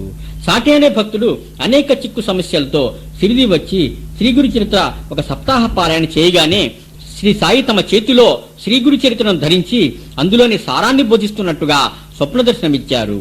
అంతేకాక శ్రీగురు చరిత్ర మరొక సప్తాహ పారాయణ చేస్తే భగవంతుడు అనుగ్రహిస్తాడని శ్రీ సాయి చెప్పారు. ఈ సంగతి విన్న హేమాత్ పంతుకు చాలా విచారం కలిగింది. తాను 40 సంవత్సరాలుగా శ్రీగురు చరిత్ర పారాయణ చేస్తూ 7 సంవత్సరాలుగా శ్రీ సాయి చెంత నివసిస్తున్నప్పటికీ తనకు సాయి నుంచి ఏ సందేశం లభించలేదే, తన కాలమంతా వ్యర్థమైందా అనే చింత కలిగింది. శ్రీ సాయి అతని మనోభావం గమనించి శ్యామ అనే భక్తుని వద్దకు వెళ్లి కాసేపు మాట్లాడి రమ్మని పంపారు. శ్యామ అప్పుడొక బాబా లీలను చెప్పారు. రాధాబాయి దేశ్ముఖ్ అనే వృద్ధురాలు ఎలాగైనా సాయిబాబా చేత మంత్రోపదేశం పొందాలని సిరిది వచ్చి అంతవరకు అన్నము నీరు ముట్టను అని దీక్ష పూనింది. 3 రోజులు గడిచాక శ్రీ సాయి ఆమెను పిలిపించి ఇలా చెప్పారు. అమ్మా, నాకొక గురువు ఉండేవారు. ఆయన ఎంతో సమర్థులైన మహాత్ములు. ఆయన నిద్రాహారాలు పట్టించుకోక నిరంతర ధ్యాన సమాధిలో ఉండేవారు. సకల ఉపచారాలు చేస్తూ చిరకాలం ఆయన్ను సేవించాను. అయినా ఆయన నా చెవిలో ఏ మంత్రోపదేశము చేయలేదు. నన్ను 2 పైసలు దక్షిణ అడిగారు. 1 పైసా శ్రద్ధ, 2 పైసా సబూరి. సబూరి అంటే సంతోషంతో కూడిన ఊరిమి. రాత్రింబగళ్ళు నిద్రాహారాలు లేక నేను వారి వైపు దృష్టి నిగిడించి తిని నా మనస్సు ఎప్పుడూ వారియందే గురి చేయబడెను. ఇది శ్రద్ధ అంటే. ఎంతో ఓర్పుతో చిరకాలం కనిపెట్టుకుని ఉండి వారి సేవ చేశాను. సబూరి మన పాపాలను ప్రక్షాళనం చేస్తుంది, కష్టాలను పారదోలుతుంది, అవాంతరాలను భయాల్ని తొలగిస్తుంది. ఓరిమి ఈ ప్రపంచమనే సాగరాన్ని సురక్షితంగా దాటించగల నావ, చివరకు జయాన్ని కలుగజేస్తుంది. ఓరిమి అనేది మనిషిలోని అసలైన పురుష లక్షణం. చివరకు అది నాకు విజయాన్నిచ్చింది. నా గురువు నన్ను మెచ్చి ఆశీర్వదించారు. ఈనాటి నా మహిమకంతటికి కర్తలు వారే. వారి ఆశీస్సుల వల్లే నాకు ఈ స్థితి కలిగింది. నా గురువులు నేను సేవించినట్టు నువ్వు నన్ను సేవించు, నీకు పరమార్థం లభిస్తుంది అన్నారు. శ్రీ సాయి చెప్పిన మాటలు ఆమె గ్రహించి ఉపవాసం మానుకుంది. శ్రీ సాయినే సర్వస్వ శరణాగతి వేడింది అని శ్యామ చెప్పగానే ఇన్నేళ్ల తన శ్రమ వృధా కాబోదని నమ్మకం హేమాత్ పంతుకు కలిగింది. వారిద్దరూ హారతికి సాయి వద్దకు రాగానే శ్రీ సాయి వారితో, ఈ ఒక్క కథ గుర్తుంచుకుంటే చాలు. ఆత్మజ్ఞానానికి ధ్యానం అవసరము. నగసిక పర్యంతము నా ఆకారాన్ని ధ్యానిస్తే ధ్యానించువాడు ధ్యానము ధ్యానించునది అనే త్రిపుటి నశించి శాశ్వత ఆనంద స్థితి కలుగుతుంది అని అతని చేతిలో కలకండ పెట్టి, ఈ కథను హృదయంలో గుర్తుంచుకుంటే నీ స్థితి కలకండ వలె మధురంగా ఉంటుంది అని ఆశీర్వదించారు. శ్రీ సమర్థ సద్గురు సాయినాథ్ మహారాజ్ కి జై. శ్రీ సాయిబాబా, నీ పాదాల వద్ద నా శిరస్సు నుంచి శరణు వేడుతూ ఉన్నాను. నీ కృప వల్ల శనివారం 3వ రోజు పారాయణ పూర్తి చేశాను. నన్ను అనుగ్రహించి ఆయురారోగ్య ఐశ్వర్యాలు, నీ యందు పరిపూర్ణ భక్తి విశ్వాసాలు, శాంతి ఆనందాలు ప్రసాదించండి బాబా. ఓం సమర్థ సద్గురు సాయినాథాయ నమః. ఆదివారము 4వ రోజు పారాయణ. ఓ సాయి ప్రభు, నీ పాదపద్మములకు వందనములు. పరమాత్మ సాయిబాబా, ఎంతటి అభయమిచ్చావు బాబా, ఎంతటి అభయమిచ్చావు. సముద్రం నదీ జలాలను వెనక్కు తిప్పి పంపటం అనేది ఎలా ఎన్నటికీ జరిగిన విషయమో, తల్లి తన ఒడిలోని వచ్చిన పసిబిడ్డను 2 చేతులు చాచి ఎలా తన ఒడిలోకి లాక్కుని లాలించకుండా ఎలా ఉండలేదో, అలాగే నీవు నీ భక్తులను ఎన్నటికీ నిరాకరించనని, ఉపేక్షించనని, తల్లిలా సంరక్షిస్తానని అభయమిచ్చావే. తల్లిలా తండ్రిలా వాత్సల్యపూరిత హృదయంతో లాలిస్తానని, కరుణిస్తానని అన్నావే. బాబా, నువ్వు శరణాగత వత్సలుడవు. ద్వారకామాయికి నా మనసుతో పరిగిడి వస్తున్నాను. పరమాత్మ సాయి, నన్ను రక్షించు. ఈ సాయిబాబా దగ్గరకు ఎంతో మంది ఆప్తులు వచ్చి వారికి సాష్టాంగ నమస్కారం చేసి, సాయి, మా తప్పులన్నీ క్షమించి మా కష్టములు తొలగించు అని ప్రార్థించేవారు. సాయి వారి అవసరాలను పూర్తిగా గ్రహించి వారి కోరికలు తీర్చేవారు. నాసిక్ జిల్లాలోని వణిలో సప్తశృంగి దేవాలయానికి కాకాజీ వైద్య పూజారి. అనేక కష్టాల పాలై పరిష్కారం కోసం ఆ దేవిని ప్రార్థిస్తే ఆమె స్వప్న దర్శనమిచ్చి సిరిదిలో బాబా వద్దకు పొమ్మని చెప్పింది. సిరిది ఎలా వెళ్ళాలి అని ఆలోచిస్తూ ఉంటే దేవికి మొక్కు చెల్లించుకోవడానికి సాక్షాత్తు శ్రీ సాయిబాబా ఆదేశానుసారంగా సిరిది నుంచి శ్యామ అనే భక్తుడు వచ్చాడు. ఇద్దరు కలిసి సిద్ధి వెళ్లారు. కాకాజీ బాబాను సర్వస్వ శరణాగతి వేడి శాంతి ఆనందాలు పొంది సాయి ఆశీస్సులతో ఇల్లు చేరాడు. పంజాబీ రామ్లాల్ కు ఒక మహాత్ముడు స్వప్నంలో కనిపించి సిరిది రమ్మని చెప్పాడు. సిరిది ఎక్కడో ఆ మహాత్ముడు ఎవరో తెలియక వెతుకుతూ ఉంటే ఒక దుకాణంలో ఆ మహాత్ముడి చిత్రపటం కనిపించింది. ఆయన సిద్ధి సాయిబాబా అని సిరిది చిరునామా కూడా అతడు చెప్పటంతో రామ్లాలు సాయిని సందర్శించి జీవితాంతం సాయి సేవలో గడిపాడు. ఒకసారి కాకాసాహెబ్ దీక్షిత్ కు సాయిబాబా కల్లో కనిపించి రహతా వెళ్లి కుశాల్ చందుని తీసుకునిరా అని చెప్పారు. అతని వెంటనే టాంగా తీసుకుని రహతా బయలుదేరాడు. అదే సమయంలో కుశాల్ చంద్కు సాయి కల్లో కనిపించి వెంటనే సిద్ధిరా అని చెప్పారు. అతని టాంగాకు గుర్రాలు లేక ఇబ్బంది పడుతూ ఉంటే ఇంతలో దీక్షిత్ అక్కడికి వచ్చాడు. కుశాలు ఆ టాంగా ఎక్కి తిరిగి వచ్చాడు. ఒక జ్యోతిష్కుడు టెండూల్కర్ జాతకం ఆ సంవత్సరం బాగాలేదని, పరీక్షల్లో తప్పుతావని చెప్తే సాయి జాతకాలను, సాముద్రికాలను, వాటి ఫలితాలను పట్టించుకోక నా మీద విశ్వాసం ఉంచి పరీక్షకు చదివితే అతను పాస్ అవుతాడని చెప్పారు. సాయి చెప్పినట్టే అతను పరీక్ష పాస్ అయ్యాడు. ఒకసారి మద్రాసు భక్త సమాజం వారు వచ్చి సాయి సన్నిధిలో భజన చేశారు. అందులో ఒక ఆమెకు శ్రీ సాయి శ్రీరాముని వలె దర్శనమిచ్చారు. అయితే ఆమె భర్తకు సాయిపై నమ్మకం కలగలేదు. ఆ రోజు రాత్రి అతని పంజరంలో బంధింపబడి ఉంటే శ్రీ సాయి అతన్ని విముక్తుణ్ణి చేసి అతని గురువైన సమర్థ రామదాస స్వామి వారి దర్శనం ఇప్పించినట్టుగా కల వచ్చింది. దానితో అతనికి సాయి పైన భక్తి విశ్వాసాలు అంకురించాయి. అల్లా మీకు కావలసినంత డబ్బు ఇస్తాడు అని ఆశీర్వదించారు సాయిబాబా. శివభక్తుడైన మేఘశ్యాముడు శ్రీ సాయి ముస్లిం అని సంకోచిస్తూనే దర్శనానికి వచ్చాడు. శ్రీ సాయి అతన్ని లోపలికి రానియక ఇక్కడికి వస్తే నీ ఆచారం పోతుంది అని తిడుతూ గధమును తన్ని తరిమేయండి అని అరిచారు. తన మనసు గ్రహించిన సాయి భక్తికి మేఘుడు ఆశ్చర్యపోయాడు. శ్రీ సాయి సన్నిధి క్రమంగా అతనిలో మార్పును తెచ్చింది. అతడు ప్రతిరోజు షిరిడిలోని దేవాలయాల్లో పూజలు చేసి సాయిబాబా దగ్గరికి వచ్చి ఆయన పాదతీర్థం తాగేవాడు. ఒకసారి 8 కోసల దూరాన నుంచి గోమతి నదీ తీర్థం మోసుకు వచ్చి శివునికి చేసినట్టుగా శ్రీ సాయికి అభిషేకం చేస్తానని అన్నాడు. శ్రీ సాయి తన వంటి మీద నీరు పోయవద్దని, తలను మాత్రమే అభిషేకం చేయమని చెప్పి తలను ముందుకు వంచి కూర్చున్నారు. మేఘుడు భక్తి ఆవేశంతో హరగంగే హరగంగే అంటూ తలతో పాటుగా వంటి మీద కూడా నీళ్లు పోశాడు. ఆశ్చర్యకరమైన విషయం ఏమిటంటే శ్రీ సాయి తల మాత్రమే తడిసి శరీరమంతా పొడిగానే ఉంది. లాలా లక్ష్మీచంద్కు గడ్డంతో ఉన్న ఒక ముసలివాడు కల్లో కనిపించాడు. తర్వాత దాస్కన్ మహారాజ్ చెప్పిన హరికథకు వెళ్ళినప్పుడు ఆయన షిరిడి సాయిబాబా అని అతనికి తెలిసింది. ఈ సాయిని దర్శించాలనే ఆతృతతో అతను 15 రూపాయలు అప్పు చేసి షిరిడి వచ్చాడు. శ్రీ సాయి అతన్ని ఆశీర్వదించి అప్పు చేసి రావటం దేనికి అన్నారు. శ్రీ సాయి సర్వజ్ఞతకు, ప్రేమకు, తనకిచ్చిన నిదర్శనాలకు లక్ష్మీచంద్రు తృప్తి చెంది నిజమైన సాయి భక్తుడిగా జీవించాడు. శ్రీరామ భక్తుడైన ఒక రామదాసి కొన్నాళ్లు సాయి సన్నిధిలో ఉంటూ ద్వారకామాయిలో కూర్చొని విష్ణు సహస్రనామము పారాయణ చేసేవాడు. శ్రీ సాయి ఒకరోజు రామదాసిని పిలిచి సోనాముఖి ఆకు తీసుకుని రమ్మని బయటకు పంపారు. అతను వెళ్లగానే సాయి అతని పుస్తకం తీసుకుని శ్యామ అనే మరొక భక్తునికి ఇచ్చారు. రామదాసి వచ్చి తన పుస్తకం తనకిమ్మని శ్యామని అడిగాడు. బాబా ఇమ్మంటే ఇస్తానన్నాడు శ్యామ. రామదాసి కోపంతో మండిపడి పుస్తకం ఇవ్వకపోతే తల పగలు కొట్టుకుని అక్కడే చస్తాను అన్నాడు. అప్పుడు సాయి కలగజేసుకుని, ఓ రామదాసి, ఎందుకట్లా పోరాడుతున్నావు? ఏం రామదాసి వయ్యా, నువ్వు రామదాసి అన్ని విషయాల్లోనూ నిర్లిప్తుడిగా ఉండాలి. అన్నిటిపైన మమత కాక సమత ఉండాలి. నీకు ఆ కంఠస్థం వచ్చిన పుస్తకాన్నే వదలలేని వాడివి సర్వం ఎలా పరిచయిస్తావు? సన్యాస ధర్మంలో ఉన్న నీ ప్రవర్తన ఎలా ఉండాలో ఆలోచించు అంటూ మధురమైన కంఠంతో అతనికి నచ్చ చెప్పారు.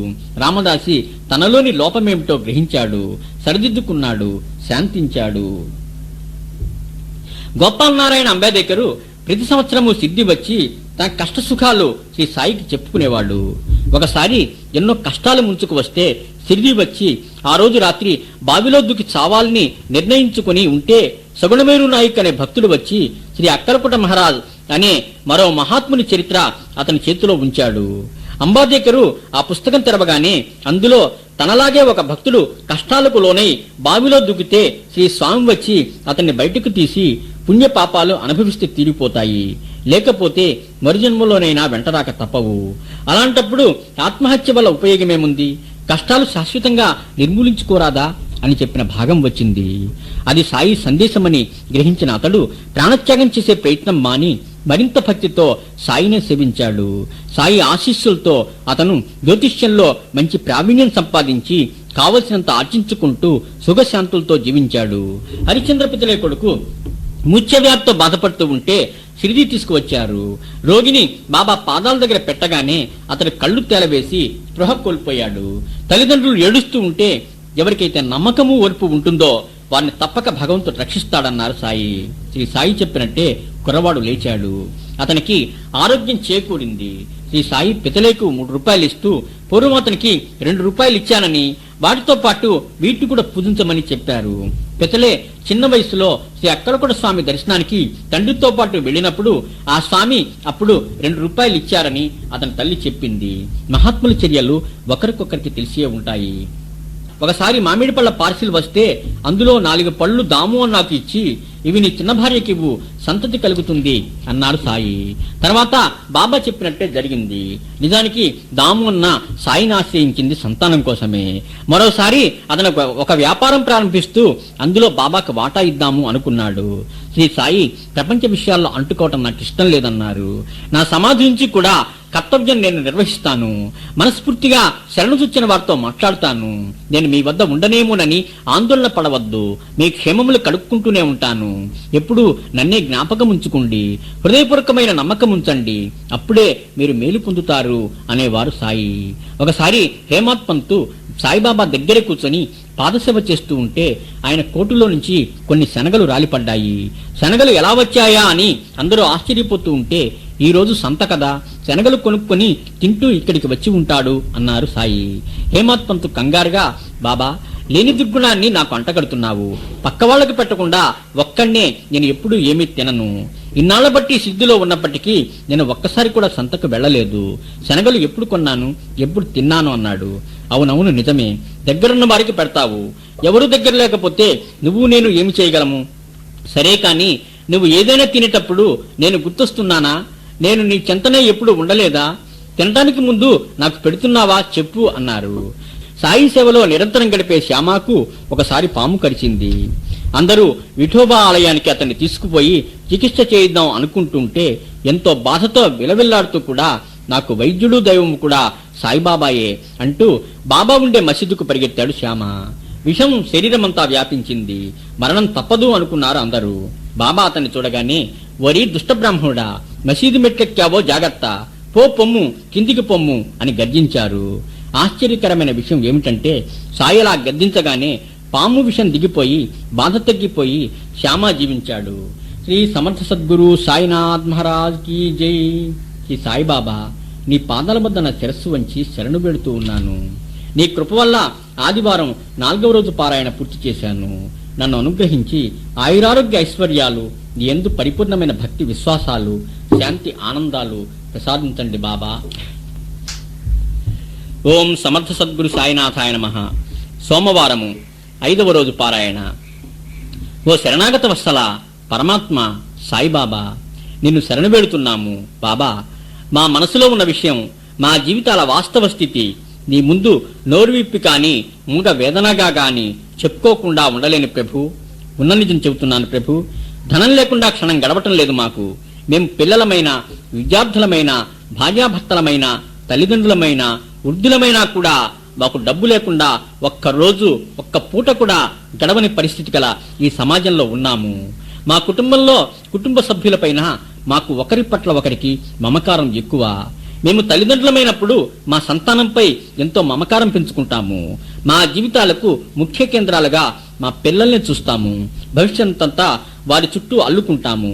మా కలలు నిజం చేసుకోవటానికి పడరాని పాటలు పడి ధనం సంపాదిస్తాము. మరలా మేము మా పిల్లలు కూడా మాలాగే పెళ్లి చేసుకుని సుఖించాలని, మేము మనుమలు మనమరాళ్లను ఎత్తుకోవాలని తపిస్తాము. మేము ఇలా ఈ ఈషణత్రయమని చెప్పబడే ధనము, భార్య, పిల్లలపై మమకారంతో బంధింపబడి నిజానికి గిలగిలా కొట్టుకుంటూ ఉన్నాము. డబ్బును, భార్యను, భర్తను, పిల్లలను క్షణమైనా మరవలేకపోతున్నామనేది నిజము. భార్యనో లేక భర్తనో పిల్లలను కష్టపడుతుంటే చూడలేకపోతున్నాము. వారిని సుఖపెట్టాలని మహాక్షోభ పడుతున్నాము.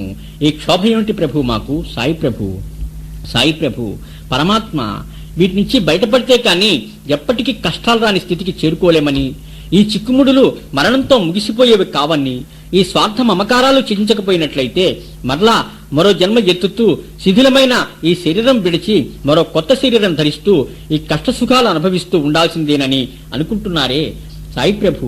నేను నా వాళ్ళను వదులుకోలేను. నా వాళ్ళు కష్టపడుతుంటే నేను కన్నీళ్లు పెట్టుకోకుండా ఉండలేకపోతున్నాను. నాకంతటి నిబ్బరం లేదు. నాకు ఈ జన్మ ఎందుకు వచ్చిందో, నాకు ఈ అనుబంధాలు, మమకారాలు ఎందుకు ఏర్పడ్డాయో బాబా, నన్ను ఏదో ఒకటి చెయ్యి. నేను పుట్టి ఉండకపోతే నాకు ఈ బంధాలు ఉండేవి కాదు కదా. సాయి ప్రభు, పరమాత్మ, నువ్వు ఈశ్వరత్రయంలో చిక్కుకోకుండా ఎలా ఉండగలిగావు? నీవు సాక్షాత్తు పరమాత్మవు, నన్ను ఉద్ధరించు. పరమాత్మ సాయి ప్రభు, ఈ ప్రేమలు, మమకారాలు, ఈ బంధాలు ఈ జన్మకు తెంపుకో అవసరం లేకుండానే ఈ సంసారంలో ఇలా భ్రమిస్తూ ఉంటూనే నాకు, నా తోటి వారికి దుఃఖరహస్యాన్ని, శాశ్వత ఆనందాన్ని పొందే మార్గం చెప్పు. ఆ రహస్యం నీకు తెలుసు పరమాత్మ సాయి, మాకు చెప్పకపోయినా పర్వాలేదు. అలాంటి మార్గంలో మమ్మల్ని తీసుకుపో బాబా, మమ్మల్ని కరుణించు. షిరిడీలో శ్రీ సాయిబాబా దగ్గర రామ్గిర్ బువా అనే భక్తుడు కొన్నాళ్లున్నాడు. శ్రీ సాయి అతన్ని బాపుగిర్ అని పిలిచేవారు. ఒకరోజు తన స్వగ్రామం వెళ్ళటానికి అనుమతి కోసం రాగానే సాయి అతని చేతికి ఒక హారతి పాట వ్రాసిన కాగితాన్ని, ఊదీ పొట్లాము ఇచ్చి జామ్నేర్ వెళ్లి నానాసాహెబ్ చందోర్కర్కు ఈ 2 వస్తువులు అందజేసి తర్వాత అతని స్వగ్రామం వెళ్లమన్నారు. రామ్గిర్ తన వద్దనున్న పైకంతో జలంగం వరకు వెళ్లి అక్కడి నుంచి జామ్నేర్ ఎలా వెళ్లాలా అని ఆలోచిస్తూ ఉంటే షిరిడీ నుంచి వచ్చిన బాపుగిర్ ఎవరు అని పిలుస్తూ నానాసాహెబ్ పంపారని చెప్పి ఒక బంట్రోతు వచ్చి రామ్గిర్ ను టాంగాలో ఎక్కించుకొని జామ్నేర్ పొలిమేర్ల దాకా చేర్చి రామ్గిర్ టాంగా దిగి 4 అడుగులు వేయగానే టాంగాతో సహా కనపడకుండా పోయారు. ఆశ్చర్యంతో అతడు నానాసాహెబ్ ఇల్లు చేరి శ్రీ సాయి పంపిన వస్తువులు అందజేశాడు. సరిగ్గా అదే సమయంలో నానాసాహెబ్ కూతురు మైనతాయికి ప్రసవం కష్టమై ప్రాణాపాయ స్థితిలో ఉంది. వెంటనే బాబా పంపిన ఉదీని నీళ్లలో కలిపి తాగించి హారతి పాట పాడగానే ఆమెకు సుఖప్రసవమైంది. సమయానికి వచ్చినందుకు రామ్గిర్ కు కృతజ్ఞతలు తెలిపాడు నాన్న. జామ్నేర్ స్టేషన్ కు టాంగా పంపి ఉండకపోతే సమయానికి చేరేవాణ్ణి కాను అన్నాడు రామ్గిరు. టాంగా తాను పంపలేదన్నాడు నాన్న. అప్పుడు శ్రీ సాయి చేసిన లీల అర్థమై అందరూ ఆనందించారు. అంటే టాంగాలాగా, గుర్రాల్లాగా, బిళ్ళ బంటోతులాగా తానే రూపుదాల్చి సాయిబాబానే వచ్చారు అని వారికి అర్థమైంది. తమ అంకిత భక్తులను సాయి ఇలా ఆదుకున్న సమయాలు ఎన్నో. బాలబువా సుతారు ఒక స్నేహితుని ఇంట్లో ఒకసారి శ్రీ సాయి ఫోటోకు నమస్కరించాడు. తర్వాత సరిగ్గా 4 సంవత్సరాలకు అతను షిరిడీ వెళ్తే సాయి ఇతను 4 ఏళ్లుగా నాకు తెలుసు అన్నారు. వారి ఫోటోను చూస్తే వారిని స్వయంగా చూసినట్టే అని సాయి దీని ద్వారా బోధించారు. మాలేగాన్లో ఒక భక్తునికి రాచకురుపు ఆపరేషన్ చేసిన నయమవ్వక షిరిడీ తెచ్చారు. అతని బాధ నివారించమని తల్లిదండ్రులు బాబాను ప్రార్థించారు. సాయికి వారిపై దయ కలిగి ఇలా అన్నారు, ఇది మసీదు కాదు, ఇది ద్వారవతి. ఎవరైతే ఇక్కడ కాలు పెడతారో వారి ఆరోగ్యము, ఆనందము పొందుతారు, వారి కష్టాలు గట్టెక్కుతాయి అంటూ రాచకురుపై ఊది వ్రాయమని చెప్పారు. తన చేతిని కురుపుపై ఉంచి ప్రేమతో రోగిని చూచారు. రాచకురుపు కొద్ది రోజుల్లోనే మానిపోయింది. శ్రీ సాయికి ఎంతో ప్రియమైన భక్తుడు పిళ్ళే నారికురుపుతో బాధపడుతూ బాధ భరించలేక మరణమే మేలనుకుని తన బాధను 10 జన్మలకు పంచిపెట్టమని సాయిని ప్రార్థించాడు. శ్రీ సాయి అతన్ని మసీదులో కూర్చోపెట్టి, గత జన్మల పాపాలను 10 రోజుల్లో హరింపజేయగలను, భగవంతుని శరణు పొందు, ఆ తర్వాత ఆయన ఏమి చేస్తారో చూడు. ఇప్పుడు ఒక కాకి వచ్చి నీ కురుపును పొడుస్తుంది, దాంతో నీ బాధ నివారణ అవుతుంది అన్నారు. ఇంతలో అబ్దుల్ వచ్చి చూడక పిళ్ళే కురుపై తొక్కాడు. విపరీతమైన బాధతో పిళ్ళే అరిచాడు. తర్వాత కొద్దిసేపటికి బాధ తగ్గిపోయి ఆ తర్వాత 10 రోజుల్లోనే పూర్తిగా నివారణ అయింది. బాంద్రా నివాసి ఒకడికి ప్రతిరోజు అతని తండ్రి కల్లో కనిపించి తట్టి భయపెట్టేవాడు. అందుచేత అతనికి నిద్ర కరువైపోయింది. సాయి భక్తుడు ఒక ఆయన షిరిడీ సాయి ఊదీ పొట్లాం ఇచ్చి తల కింద పెట్టుకుని పడుకోమన్నాడు. అలా చేస్తే అతనికి కలతలు లేని నిద్ర పట్టింది. అప్పటి నుంచి అతను ప్రతి గురువారము శ్రీ సాయి ఫోటోకు మాల వేసి నివేదన చేసేవాడు. బాలాజీ పాటిలు ప్రతి సంవత్సరము పొలాల్లో పంట కోయగానే అంతా తెచ్చి సాయికి అర్పించి సాయి తిరిగి ఇచ్చిన దాంతో కుటుంబం గడుపుకునేవారు. షిరిడీలో శ్రీ సాయి నడిచే దారులన్నీ శుభ్రం చేసేవాడు. ఒకసారి వారి ఇంట్లో సంతర్పణ చేస్తే పిలిచిన వారి కంటే 3 రెట్లుగా జనం అధికంగా వచ్చారు. బాలాజీ తల్లి సాయందు విశ్వాసం ఉంచి వంట పాత్రలో ఉది వేయించి గుడ్డ కప్పి వడ్డన చేయమన్నది. ఆ ప్రకారం చేస్తే సంతర్పణ పూర్తి అయ్యాక కూడా ఇంకా ఎంతో పదార్థం మిగిలే ఉంది. శ్రీ సాయి నిర్వహించిన ధునిలోని ఉది అంతటి ప్రభావాన్ని కలిగి ఉంటుంది. శ్రీ సాయి భక్తులకు ఉదియే ప్రసాదంగా పెట్టేవారు. కొంత నుదిటిపై వ్రాసి తమ వరదహస్తం తలపై ఉంచేవారు. కళ్యాణరామ రమ్ము రమ్ము, సంచుల నిండా ఊది తీసుకుని రమ్ము అని చక్కటి రాగంతో సాయి పాడుతూ ఉండేవారు. బలరాం మాన్కర్ భార్య గతించాక విరక్తుడై సర్వము కొడుకు కప్పజెప్పి షిరిడీ వచ్చి శ్రీ సాయి దగ్గరే ఉన్నాడు. శ్రీ సాయి అతన్ని మచ్చింద్రగఢకు పంపి అక్కడ ధ్యానాభ్యాసం చేయమన్నారు.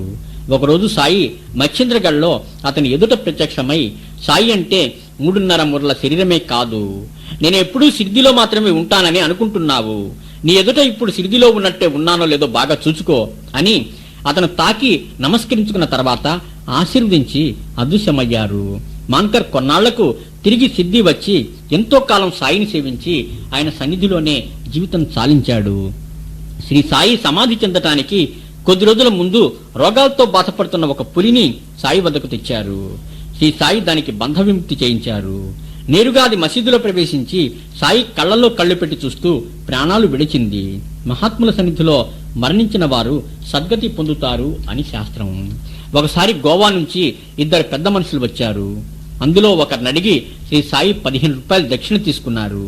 రెండో వ్యక్తి తనకై తాను 35 రూపాయలు ఇస్తే నిరాకరించి సాయి ఇలా చెప్పారు, నేనెంతో కష్టపడి 35,000 కూడా పెట్టుకుంటే ఇంటి నౌకరు వాటిని తీసుకుని పారిపోయాడు.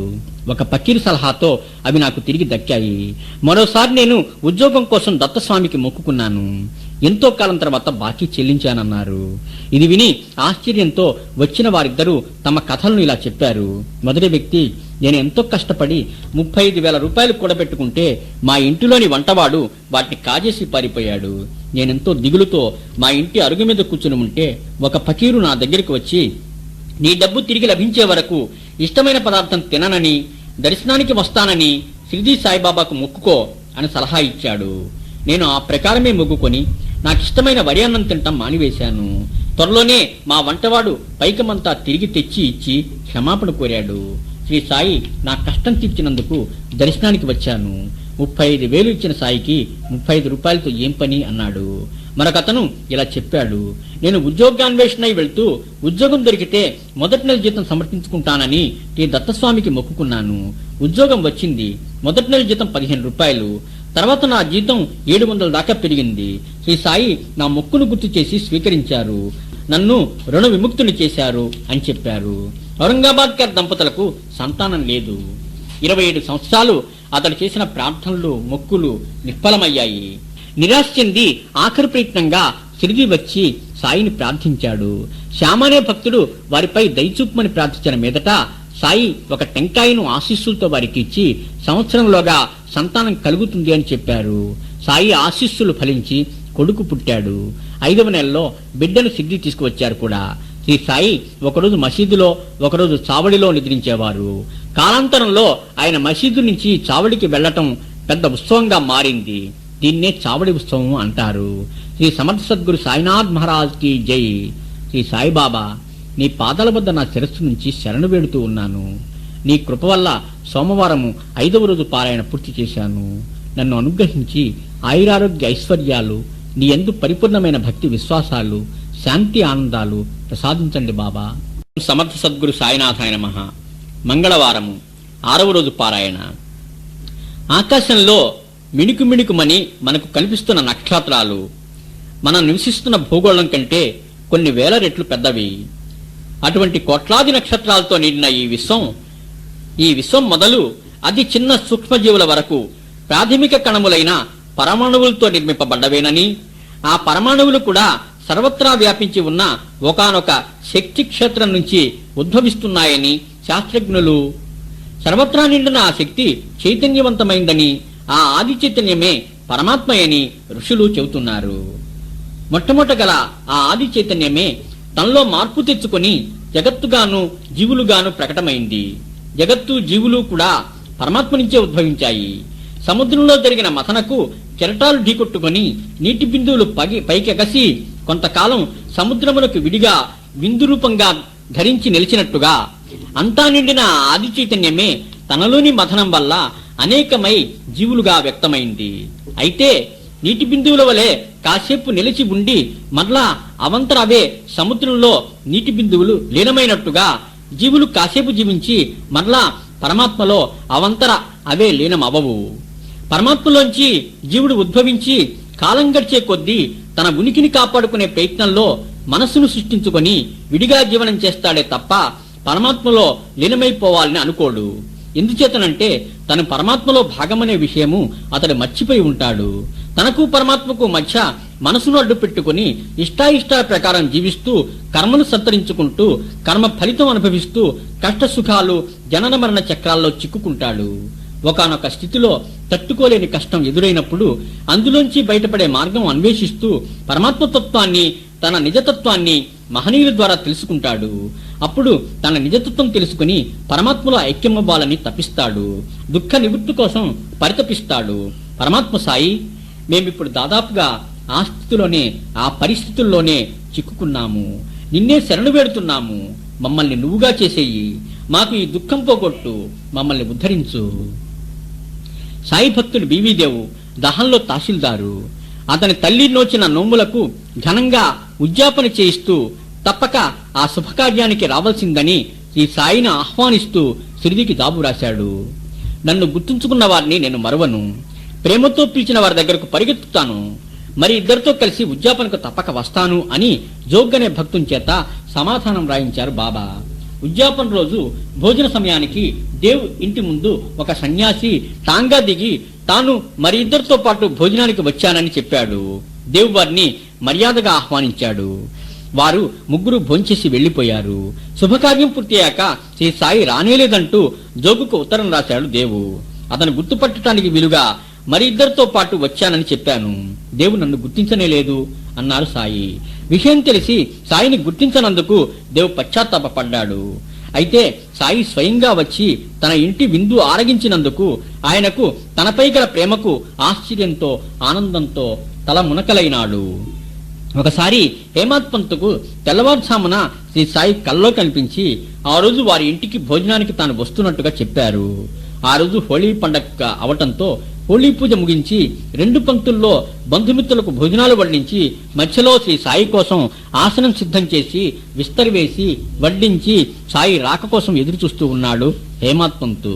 సరిగ్గా భోజన సమయానికి ఆలీ మహమ్మదు, మౌలానా ఇస్ము ముషావరు అనేవారు వచ్చి అతని చేతిలో చక్కటి సాయిబాబా ఫోటో ఉంచి వెళ్లారు. పరమానందంతో హేమాత్ పంతు బాబా ఫోటోను పీఠంపై ఉంచి నైవేద్యం ఇచ్చి నమస్కరించుకున్నాడు. అందరూ విందారగించారు. స్వప్నంలో చెప్పిన మాట సాయి అలా నెరవేర్చుకున్నారు. శ్రీ సాయిబాబా ప్రతిరోజు కొన్ని ఇళ్లలో భిక్ష తెచ్చుకొని తినేవారు. ఆయనకు కొంచెం భోజనమే సరిపోయేది. ఒక్కోసారి బీదలకు భోజనం పెట్టాలి అని ఆయన అనుకుంటే బజారుకి వెళ్లి గోధుమ పిండి, బియ్యము, మసాలా దినుసులు అన్నీ స్వయంగా తానే డబ్బిచ్చి కొనుక్కొచ్చేవారు. మసీదు ముందు పొయ్యి పెట్టి దానిపై పెద్ద వంటపాత్రను పెట్టి వంట చేసి భగవంతునికి నివేదించి బీదవారికి, దిక్కులేని వారికి తృప్తిగా పెట్టేవారు. ఒకరోజు నానాసాహెబ్ చందోర్కర్ సాయి పాదసేవ చేస్తూ భగవద్గీత వల్లెవేస్తూ తద్విద్ధి ప్రణిపాతేన పరిప్రశ్నేన సేవయా ఉపదేక్షంతి తే జ్ఞానం జ్ఞానినః తత్వదర్శనః అనే శ్లోకం పెద్దగా చదివాడు. బాబా దాని అర్థమేమిటో చెప్పమని అడిగితే పాతము, ప్రణిపాతము, ప్రశ్న, పరిప్రశ్న, సేవ, జ్ఞానము మొదలగు పదాలకు సరైన అర్థం చెప్పలేక సాయిని ప్రార్థిస్తే ఆయన శంకరాదులు కూడా చెప్పని భాష్యాన్ని ఇలా చెప్పారు. జ్ఞానం పొందాలంటే ఆ స్థితిని పొందిన మహాత్ములను ఆశ్రయించాలి. వారికి ఉత్త సాష్టాంగ నమస్కారం చేస్తే సరిపోదు. సర్వస్వ శరణాగతి చేయాలి. దుర్బుద్ధితో వారిని ప్రశ్నించరాదు. తెలియని విషయాలు తెలుసుకోవడానికి, ఆధ్యాత్మిక అభివృద్ధి కోసం మాత్రమే ప్రశ్నించాలి. శరీరం తనది కాదని, గురుసేవ కోసమే ఉన్నదని గుర్తించి సేవించాలి. గురువు శిష్యునికి జ్ఞానం ఉపదేశించాడు. జన్మ జన్మాలుగా సంపాదించిన అజ్ఞానాన్ని తొలగిస్తాడు. అప్పుడు జ్ఞానమే మిగులుతుంది అని చెప్పారు సాయి. ఒకరోజు కోటీశ్వరుడైన బూటి మరియు శ్యామ అనే భక్తులకు శ్రీ సాయి ఒకేసారి ఒకే రకంగా స్వప్నంలో కనిపించి మందిరం నిర్మించండి, నేను అక్కడే ఉండి అందరి కోరికలు నెరవేరుస్తాను అని చెప్పారు. సాయి ఆజ్ఞానుసరించి శ్యామ సలహాతో శ్రీ సాయి ఆశీస్సులతో బుట్టి మందిరం నిర్మించాడు. కాలాంతరంలో అదే సమాధి మందిరమైంది. 1916లో విజయదశమి రోజున శ్రీ సాయి భావావేశంతో ఈ రోజే నా సీమోల్లంఘనము అని పదే పదే చెప్పారు. 1918లో రామచంద్ర పాటిల్ అనే భక్తునికి జబ్బు చేసి చావుకు సిద్ధమై సాయిని ప్రార్థిస్తూ ఉంటే అతని ఆందోళన తీసివేస్తూ సాయి, త్వరలో నీకు బాగవుతుంది, నీ చావు చీటి తీసివేశాను, అయితే తాత్యా గురించే నా బాధ, అతను విజయదశమి నాడు మరణిస్తాడు, ఈ విషయం ఎవరికి చెప్పకు అన్నారు సాయి. అయితే పాటిల్ ఈ విషయం పాలాషింపే అనే భక్తునితో మాత్రం చెప్పాడు. శ్రీ సాయి చెప్పినట్టుగా పాటిల్కు నయమైంది. 1918 సెప్టెంబర్ 28 నుంచి శ్రీ సాయికి 3 రోజులు జ్వరం తగిలింది. తర్వాత ఆయన వజయానువాని చేత రామ విజయం అనే గ్రంథం చదివించుకొని విన్నారు. అప్పుడే ఒకరోజు సాయి చెంత ఎప్పుడూ ఉండే ఇటుక ఒక పిల్లవాడి చేతిలోంచి కింద పడి విరిగింది. శ్రీ సాయి ఎంతో బాధపడి, ఇది నా జీవిత సహచరి, నన్ను వీడిపోయింది అన్నారు. విజయదశమికి 3 రోజుల ముందు నుంచి భిక్షకు వెళ్లటం మానివేశారు సాయి. విజయదశమికి కొద్ది రోజుల ముందు తాత్యాకు జబ్బు చేసి మంచాన పడ్డాడు. విజయదశమి వచ్చింది. తాత్యా నాడి బలహీనమైంది. అతనికి అంత్యఘడియలు సమీపించాయి. అయితే అత్యాశ్చర్యకరంగా మధ్యాహ్నమయ్యేసరికి అతని ఆరోగ్యం మెరుగవటం ప్రారంభించింది. అప్పటి నుంచి శ్రీ సాయి పరిస్థితి క్షీణించింది. 1918 అక్టోబర్ 15వ తేదీన మంగళవారం మధ్యాహ్నం 2:30 గంటలకు శ్రీ సాయి భౌతిక శరీరం విడిచేశారు. శ్రీ సాయి భౌతిక కాయాన్ని బుట్టి నిర్మించిన మందిరంలో సమాధి చేశారు. అతి త్వరగా తాత్యా కోలుకొని జీవించాడు. తన భక్తిని రక్షించడానికి బాబా తన ప్రాణాన్నే తాత్యాకిచ్చారని అందరూ అనుకున్నారు. బుధవారం ఉదయం లక్ష్మణమామ జోషికి సాయి స్వప్నంలో కనిపించి, త్వరగా లే, జోగు నేను మరణించానని అనుకుంటూ ఉన్నాడు, నీవు వచ్చి హారతి పూజ జరిపించు అని చెప్పారు. అతను అలాగే చేశాడు. 16వ తేదీన పండరిపురంలో ఉన్న దాస్కన్కు స్వప్నంలో శ్రీ సాయి కనిపించి, మసీదు కూలిపోయింది, ఆ స్థలాన్ని విడిచిపెట్టాను, నువ్వు వచ్చి నన్ను పూలతో కప్పు అని చెప్పారు. దాస్కన్ వెంటనే శిష్యులతో సహా సిరిడి వచ్చి బాబా సమాధి పైన పూలు కప్పి సంకీర్తన, అన్నదానం చేయించాడు. 1886లో అంటే సమాధి అవ్వటానికి 32 సంవత్సరాల ముందు మార్గశిర పూర్ణిమ నాడు మహత్సపతిని పిలిచి, నేను శరీరముని వీడిపోతున్నాను, నా శరీరాన్ని 3 రోజుల పాటు కాపాడు, నేను తిరిగి వచ్చానా సరే, లేకపోతే మసీదు ముందు ఖాళీ జాగాలో నన్ను పాతేసి గుర్తుగా 2 జెండాలు పాతు అని చెప్పి రాత్రి 10 గంటలకు శరీరం విడిచేశారు సాయి. ఆయన ఊపిరి నిలిచిపోయింది, నాడి ఆడటం లేదు. అందరూ వచ్చి విచారణ చేసి సాయి మరణించారని తీర్మానించి ఆయన శరీరం పాతి పెట్టాలని పట్టుపట్టారు. మహత్సపతి సాయి శరీరాన్ని తొడపై పెట్టుకుని నిద్రాహారాలు మాని 3 రోజులు అలాగే కూర్చున్నాడు. 3వ రోజు తెల్లవారుజామున 3 గంటలకు శ్రీ సాయికి తిరిగి ప్రాణం వచ్చింది. బాబా కళ్ళు తెరిచి కాళ్ళు చేతులు సాగదీస్తూ లేచారు. శ్రీ సాయి జనన మరణాలకు అతీతులు. శ్రీ సమర్థ సద్గురు సాయినాథ్ మహారాజ్ కి జై. శ్రీ సాయిబాబా, నీ పాదాల వద్ద నా శిరస్సు నుంచి శరణు పెడుతూ ఉన్నాను. నీ కృప వల్ల మంగళవారం 6వ రోజు పారాయణ పూర్తి చేశాను. నన్ను అనుగ్రహించి ఆయురారోగ్య ఐశ్వర్యాలు, నీ యందు పరిపూర్ణమైన భక్తి విశ్వాసాలు, శాంతి ఆనందాలు ప్రసాదించండి బాబా. సమర్థ సద్గురు సాయినాథాయ నమః. బుధవారము 7వ రోజు పారాయణ. ఓ సాయి పరమాత్మ, మా అదృష్టం ఏమిటి అంటే నువ్వు అపార దయామయివి. మాపై గల కరుణ వలన నీ స్వరూపాన్ని మాకు అర్థమయ్యేలాగా చేసేందుకు మీ దివ్య చరిత్రను మాకు అందించావు. తద్వారా మీపై భక్తి విశ్వాసాలు కలిగేలాగా అనుగ్రహించావు. మీకు నమస్కారములు. మానవుడు పరమాత్మగా పరిణామం చెంది శాశ్వత శాంతి ఆనందాలు పొందాలి. నేను పరమాత్మలో కలిసిపోవాలి. నీటి బిందువును సముద్రం వద్దకు చేర్చి సముద్రాన్ని స్పర్శించేలాగా చేయాలి. అప్పుడు నీటి బిందువు సముద్రం అవుతుంది. జీవాత్మను పరమాత్మలో కలపాలి. మరి ఎలాగా? ఇక్కడ విచిత్రం ఏమిటి అంటే పరమాత్మ మధ్యలోనే జీవాత్మ ఉన్నాడు. మన చుట్టూ పరమాత్మ ఆవరించే ఉన్నాడు. మరి ఇద్దరూ కలవకుండా ఎలా ఉన్నారు? కేవలం వేరుగా ఉన్నాను అనే భావమే వేరుగా ఉంచుతోంది. మనస్సు ఈ వేరేనే భావాన్ని కలిగిస్తూ ఉంది, నిలిపి ఉంచుతూ ఉంది, తొలగిపోనివ్వదు. తనను తాను అలా నిలుపుకోవటానికి పంచేంద్రియాల ద్వారా మంచి దృశ్యాలను, మంచి సంగీతాన్ని, మంచి వాసనలను, మంచి రుచిని, మంచి స్పర్శను మనకు అందిస్తూ ఉంటుంది. తనకు వేరుగా ఉన్న ఈ ప్రపంచం నుంచి సుఖాలను పొందాలనే భావనను మనసు బలపరుస్తూ ఉంటుంది. ఆ భావన జీవాత్మ చుట్టూ బలమైన కవచంలాగా ఉంటుంది. అదొక భావ కవచం, అదొక భావాల తెర, అడ్డుగోడగా ఉంటుంది. గాలి బూరను పగలగొడితే బయట ఆకాశము, బూరలోపల ఆకాశము ఒకటైనట్టు కవచాన్ని కూలద్రొయ్యాలి. ఎలా? ఈ గోడను పడగొట్టడం ఎలా? అదృష్టవశాత్తు మనకు ఒక మంచి లక్షణం ఉంది. అదృష్టవశాత్తు మనసుకు ఒక మంచి లక్షణం ఉంది. దేన్నైతే నిరంతరం తలుచుకుంటూ ఉంటుందో ఆ లక్షణాలను, ఆ స్వరూపాన్ని మనస్సు పొందుతుంది. ఏ స్థితిని నిరంతరం భావన చేస్తే ఆ స్థితే సిద్ధిస్తుంది. సచ్చిదానంద స్వరూపుడైన సాయిని ఎప్పుడూ మనసులో గుర్తుంచుకుంటే మనసనే కవచం పలసబడుతుంది. క్రమంగా పలసబడి లయించిపోతుంది. జీవాత్మ పరమాత్మలో కలిసిపోతుంది. శాశ్వత సచ్చిదానంద స్థితి అనుభవం అవుతుంది. అదే ముక్తి. సాయి నిన్ను నిరంతరం గుర్తుంచుకునేలాగా అనుగ్రహించు. మహాయోగులు ఒకరికొకరు అన్నదమ్ముల వలె ప్రేమించుకుంటారు. దత్తాంశ సంభూతుడైన శ్రీ వాసుదేవానంద సరస్వతి స్వామి వారు రాజమండ్రిలో మకాం చేసినప్పుడు పుండలీకరావు అనే భక్తుడు వచ్చి తాను సిద్ధి సాయిబాబా దగ్గరకు పోతున్నానని చెప్పగానే అతని చేతికి ఒక టెంకాయ ఇస్తూ, ఇది నా సోదరుడు సాయికి నా నమస్కారాలతో సమర్పించు. స్వాములు సాధారణంగా ఎవరికీ నమస్కరించరు, అయినా సాయి విషయంలో అది దోషం కాదు అన్నారు. పుండలీకరావు ప్రయాణంలో పొరపాటున స్వామి ఇచ్చిన కొబ్బరికాయను పగలు కొట్టుకుని తిన్నాడు. సిరిడి ఇచ్చిన పుండలీకరావును నా సోదరుడిచ్చిన కొబ్బరికాయ ఏది అని బాబా అడిగారు. పుండలీకరావు సాయిని క్షమాపణ కోరుతూ దానికి బదులుగా మరొక కొబ్బరికాయను ఇస్తానంటే ఆ కాయకు మరొకటి సాటి కాజాలదన్నారు సాయి. సపత్నేకరు లా పరీక్ష పాస్ అయి అక్కలకోటలో ప్రాక్టీస్ పెట్టాక 10 ఏళ్లకు అతని ఒక్కగానొక్క కొడుకు చనిపోయి మనసు వికలమైంది. గతంలో షేవడే అనే మిత్రుడు సిరిడి సాయి గొప్ప మహాత్ముడిని చెప్పడం గుర్తొచ్చి సపత్నేకరు భార్య సమేతంగా సిరిడి వెళ్లాడు. శ్రీ సాయి సన్నిధిలో కూర్చున్న మరుక్షణమే శ్రీమతి సపత్నేకర్ను ఎంతో కాలం నుంచి బాధిస్తున్న నడుము నొప్పి తగ్గిపోయింది. శ్రీ సాయి సపత్నేకర్ను చూపుతూ, వీడు తన కొడుకును నేను చంపానని నిందిస్తూ ఉన్నాడు. ఈ మసీదుకు వచ్చి కూడా ఇంకా ఏడుస్తాడెందుకు? ఆ పోయిన బిడ్డనే తిరిగి వీడి గర్భంలో ఉంచుతాను అని అతని తలపైన హస్తముంచి ఆశీర్వదించారు. సాయి ఆశీస్సులు ఫలించి 1 సంవత్సరంలో అతనికి కొడుకు పుట్టాడు. ఒకసారి సాయి ఒక వింత కథను ఇలా చెప్పారు. ఒకరోజు ఉదయమే సాయి ఒక నది ఒడ్డున కూర్చొని ఉండగా ఒక బాటసారి వచ్చి ఆయన పక్కన కూర్చున్నాడు. ఇంతలో ఒక కప్ప పెద్దగా బెకబెకలాడటం వినిపిస్తే బాటసారి వెళ్లి చూచి వచ్చి ఒక పాము కప్పను మింగబోతోంది అని చెప్పాడు. శ్రీ సాయి, లేదు, అలా జరగనివ్వను, ఆ కప్పను కాపాడే బాధ్యత నాది అంటూ వాటి దగ్గరికి వెళ్లి, ఓ వీరభద్రప్ప, నీ శత్రువు చెన్నబసప్ప కప్ప జన్మ ఎత్తి పశ్చాత్తపట్టం లేదా?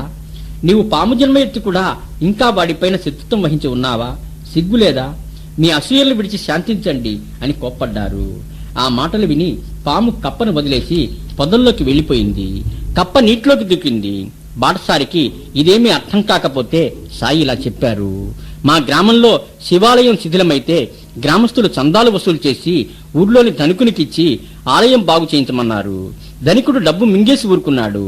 మహాదేవుడు ధనికుడి భార్యకు కల్లో కనిపించి, నీ సొంత డబ్బుతో ఆలయం బాగు చేయించు, అంతకు 100 రెట్లు ఇస్తానన్నారు. ఆమె తన తండ్రి ఇచ్చిన నగలతో ఆలయం బాగు చేయించబోతే ధనికుడు ఆ నగలను తానే తీసుకుని బదులుగా డుబ్కీ అనే పెదరాలు తన వద్ద తాకట్టు పెట్టిన ఒక ఊసర క్షేత్రం దేవుని పేర వ్రాసి ఇచ్చాడు. ఇంటిపై పిడుగుపడిగి భార్యాభర్తలు డుబ్కీ కూడా మరణించి ధనికుడు వీరభద్రప్పగా, అతని భార్య ఆలయ పూజారి కూతురు గౌతిగా, డుబ్కీ పూజారింట్లో చెన్నబసప్పగా జన్మించారు. పూజారి గౌరీ నా భక్తులు. నా సలహాపై గౌరిని వీరభద్రప్పకి వివాహం చేశాడు పూజారి. ఇలా ఉండగా ధరలు పెరిగి ఊసర క్షేత్రం 1,00,000 రూపాయలకు అమ్ముడుపోయింది. ఆ డబ్బు కోసం వీరభద్రప్ప చెన్నబసప్ప పీచిపడ్డారు. వీరభద్రప్ప చెన్నబసప్పను ముక్కలు ముక్కలుగా నరుగుతాను అని బెదిరిస్తే చెన్నబసప్ప నా పాదాలను ఆశ్రయించాడు. నేనతనికి అభయం ఇచ్చాను. వారు చనిపోయి పాము కప్పలుగా జన్మించారు. అందుకే నేనిప్పుడు ఆ కప్పను రక్షించి నా వాగ్దానం నిలబెట్టుకున్నాను అన్నారు సాయి. శ్రీ సాయి భక్తుడైన శ్యామ ఒకసారి నాగపూరు, గ్వాలియరు, అక్కడి నుంచి కాశీ, ప్రయాగ, గయా దర్శించి వద్దామని బయలుదేరాడు. శ్రీ సాయి శ్యామ కంటే ముందుగానే గైకు చేరుకుంటాను అన్నారు. శ్యామ అన్ని ప్రదేశాలు చూచుకుంటూ గై చేరగానే ఒక పండా వచ్చి సాదరంగా ఆహ్వానించి వారి ఇంట్లో బస ఏర్పాటు చేశాడు. అక్కడ ఒక చక్కని పెద్ద సాయిబాబా ఫోటో ఉండటంతో శ్యామ మైమర్చిపోయాడు. తమకంటే ముందే గై చేరుకుంటాను అని సాయి చెప్పిన మాటలు గుర్తొచ్చాయి. ఈ పటం ఎక్కడిది అని పండాను అడిగాడు శ్యామ. తాను 12 సంవత్సరాల క్రితం సిరిడి వెళ్లి సాయిని దర్శించానని, అక్కడ శ్యామ అనే భక్తుని ఇంట్లో ఆ ఫోటోను చూచి తనకు కావాలని అడిగితే సాయి అనుమతితో అతను తనకది బహుమతిగా ఇచ్చాడని చెప్పాడు పండా. ఎంతో కాలం కింద జరిగిన సంగతి శ్యామకు ఒక్కసారిగా గుర్తొచ్చింది. తనకు ఫోటో ఇచ్చిన శ్యామనే తన ఇంట అతిథిగా ఉన్నాడని పండా గుర్తించాడు. ఇద్దరి ఆనందానికి అవధుల్లేవు. కాకసాబ్ దీక్షితును ప్రతిరోజు ఏకనాథ భాగవతము, భావార్థ రామాయణము చదవమని ఈ సాయి ఆదేశించారు. ఈ సాయి సమాధి అనంతరం ఒకరోజు ఆ గ్రంథాలు చదువుతూ వాటిలో నవనాథులు చెప్పినట్టు భక్తితో గురువుని ఆరాధించటం నాకు అసాధ్యంగా ఉందే, ఇక ఈ జన్మలో ముక్తి ఎలా సాధించాలి అంటూ ఎంతో నిరాశతో దుఃఖించాడు. అక్కడ ఉన్న శ్యామ అతన్ని ఓదారుస్తూ శ్రీ సాయి వంటి సద్గురువు లభించాక ఇక నిరాశ చెందాల్సిన పని లేదు అన్నాడు. ఇంతలో శ్యామను వెతుక్కుంటూ ఆనందరావు పకడే అనేవాడు వచ్చి తనకు వచ్చిన ఒక దృశ్యాన్ని ఇలా చెప్పాడు. నేను సముద్రంలో నడుం వరకు నీళ్లలో మునిగి నిలబడి ఉన్నాను. శ్రీ సాయిబాబా రత్నఖచిత సింహాసనంలో కూర్చొని నా ఎదుట ప్రత్యక్షమయ్యారు. అక్కడే ఉన్న శ్యామ నన్ను సాయి పాదాలపైన పడమన్నాడు. సాయి పాదాలు నీళ్ళలో ఉన్నాయి అని చెప్పాను నేను. శ్యామ, ఓ దేవా, నీ పాదాలు నీటిలోంచి పైకి తీ అని ప్రార్థించాడు. సాయి వెంటనే కాళ్లు పైకి తీశారు. నేను ఆయన పాదాలు పట్టుకొని శిరస్వానించి నమస్కరించుకున్నాను. శ్రీ సాయి, ఇక నీ భయానికి ఆతృతకు తావు లేదు, నీకు శుభం కలుగుతుంది అని ఆశీర్వదించారు అని చెప్పాడు. ఇది విని కాకాసాహెబ్కు ఆశలు చిగురించాయి. సాయి తనను ఉద్ధరించగలరు అన్న విశ్వాసం మరొక్కసారి దృఢమైంది.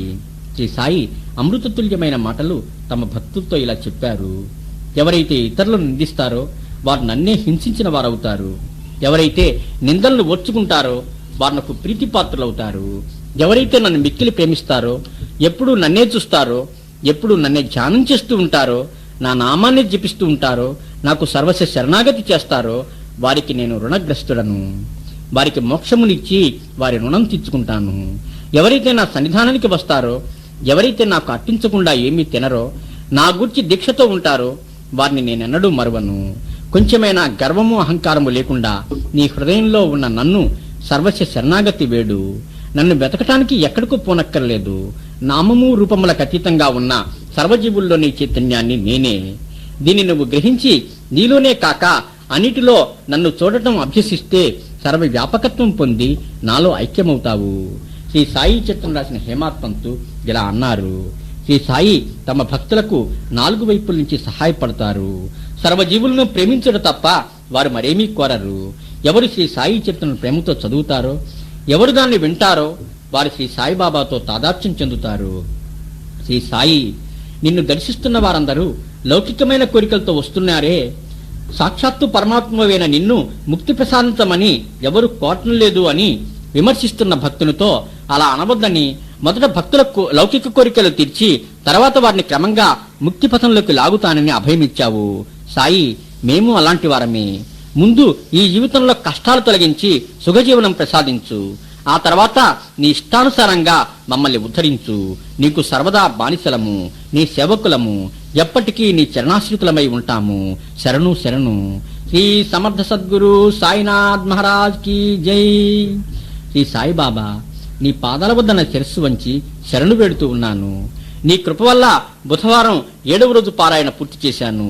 నన్ను అనుగ్రహించి ఆయురారోగ్య ఐశ్వర్యాలు, నీ యందు పరిపూర్ణమైన భక్తి విశ్వాసాలు, శాంతి ఆనందాలు ప్రసాదించండి బాబా.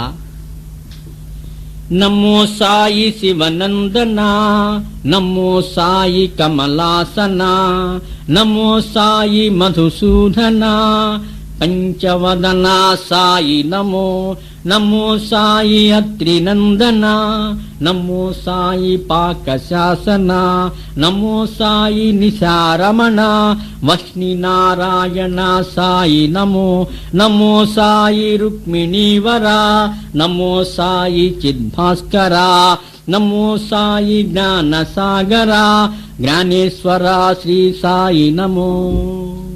శ్రీ సాయి బాబా జీవిత చరిత్ర నిత్య శ్రవణ పుస్తకం సమాప్తం. పంచోపచార పూజ. ఓం శ్రీ సాయినాథ గురవే నమః. గంధం సమర్పయామి. ఓం శ్రీ సాయినాథ గురవే నమః. పుష్పం సమర్పయామి. ఓం శ్రీ సాయినాథ గురవే నమః. ధూపం సమర్పయామి. ఓం శ్రీ సాయినాథ గురవే నమః. దీపం దర్శయామి. ఓం శ్రీ సాయినాథ గురవే నమః. నైవేద్యం సమర్పయామి. శిష్య ప్రియ భజన ప్రియ సాంగత్యము, మనోవాంఛలీడేర్చే బృందావనము, నీ లీలా చింతనమే మధుర మధురము, లీలామానుష విగ్రహ నీరాజనము, సర్వజీవ స్వరూపా నీకు మంగళం, నామరూప వర్జితా నీకు మంగళం, సకల జీవ పోషకా నీకు మంగళం, సదాచార విగ్రహా నీకు మంగళం, సదాచార విగ్రహా నీకు మంగళం. శ్రీ సాయినాథ మహారాజ్ కీ జై. ఓం సాయి మాస్టర్. మిత్రులారా, సాయిలోకం వీడియో ఛానల్కు సబ్స్క్రైబ్ చేయండి, లైక్ చేయండి, నోటిఫికేషన్ బెల్ నొక్కండి, షేర్ చేయండి, మీ గ్రూపుల్లోకి ఫార్వర్డ్ చేయండి అని ప్రార్థిస్తూ ఉన్నాను. కామెంట్స్ కూడా చేయండి అని ప్రార్థిస్తూ ఉన్నాను.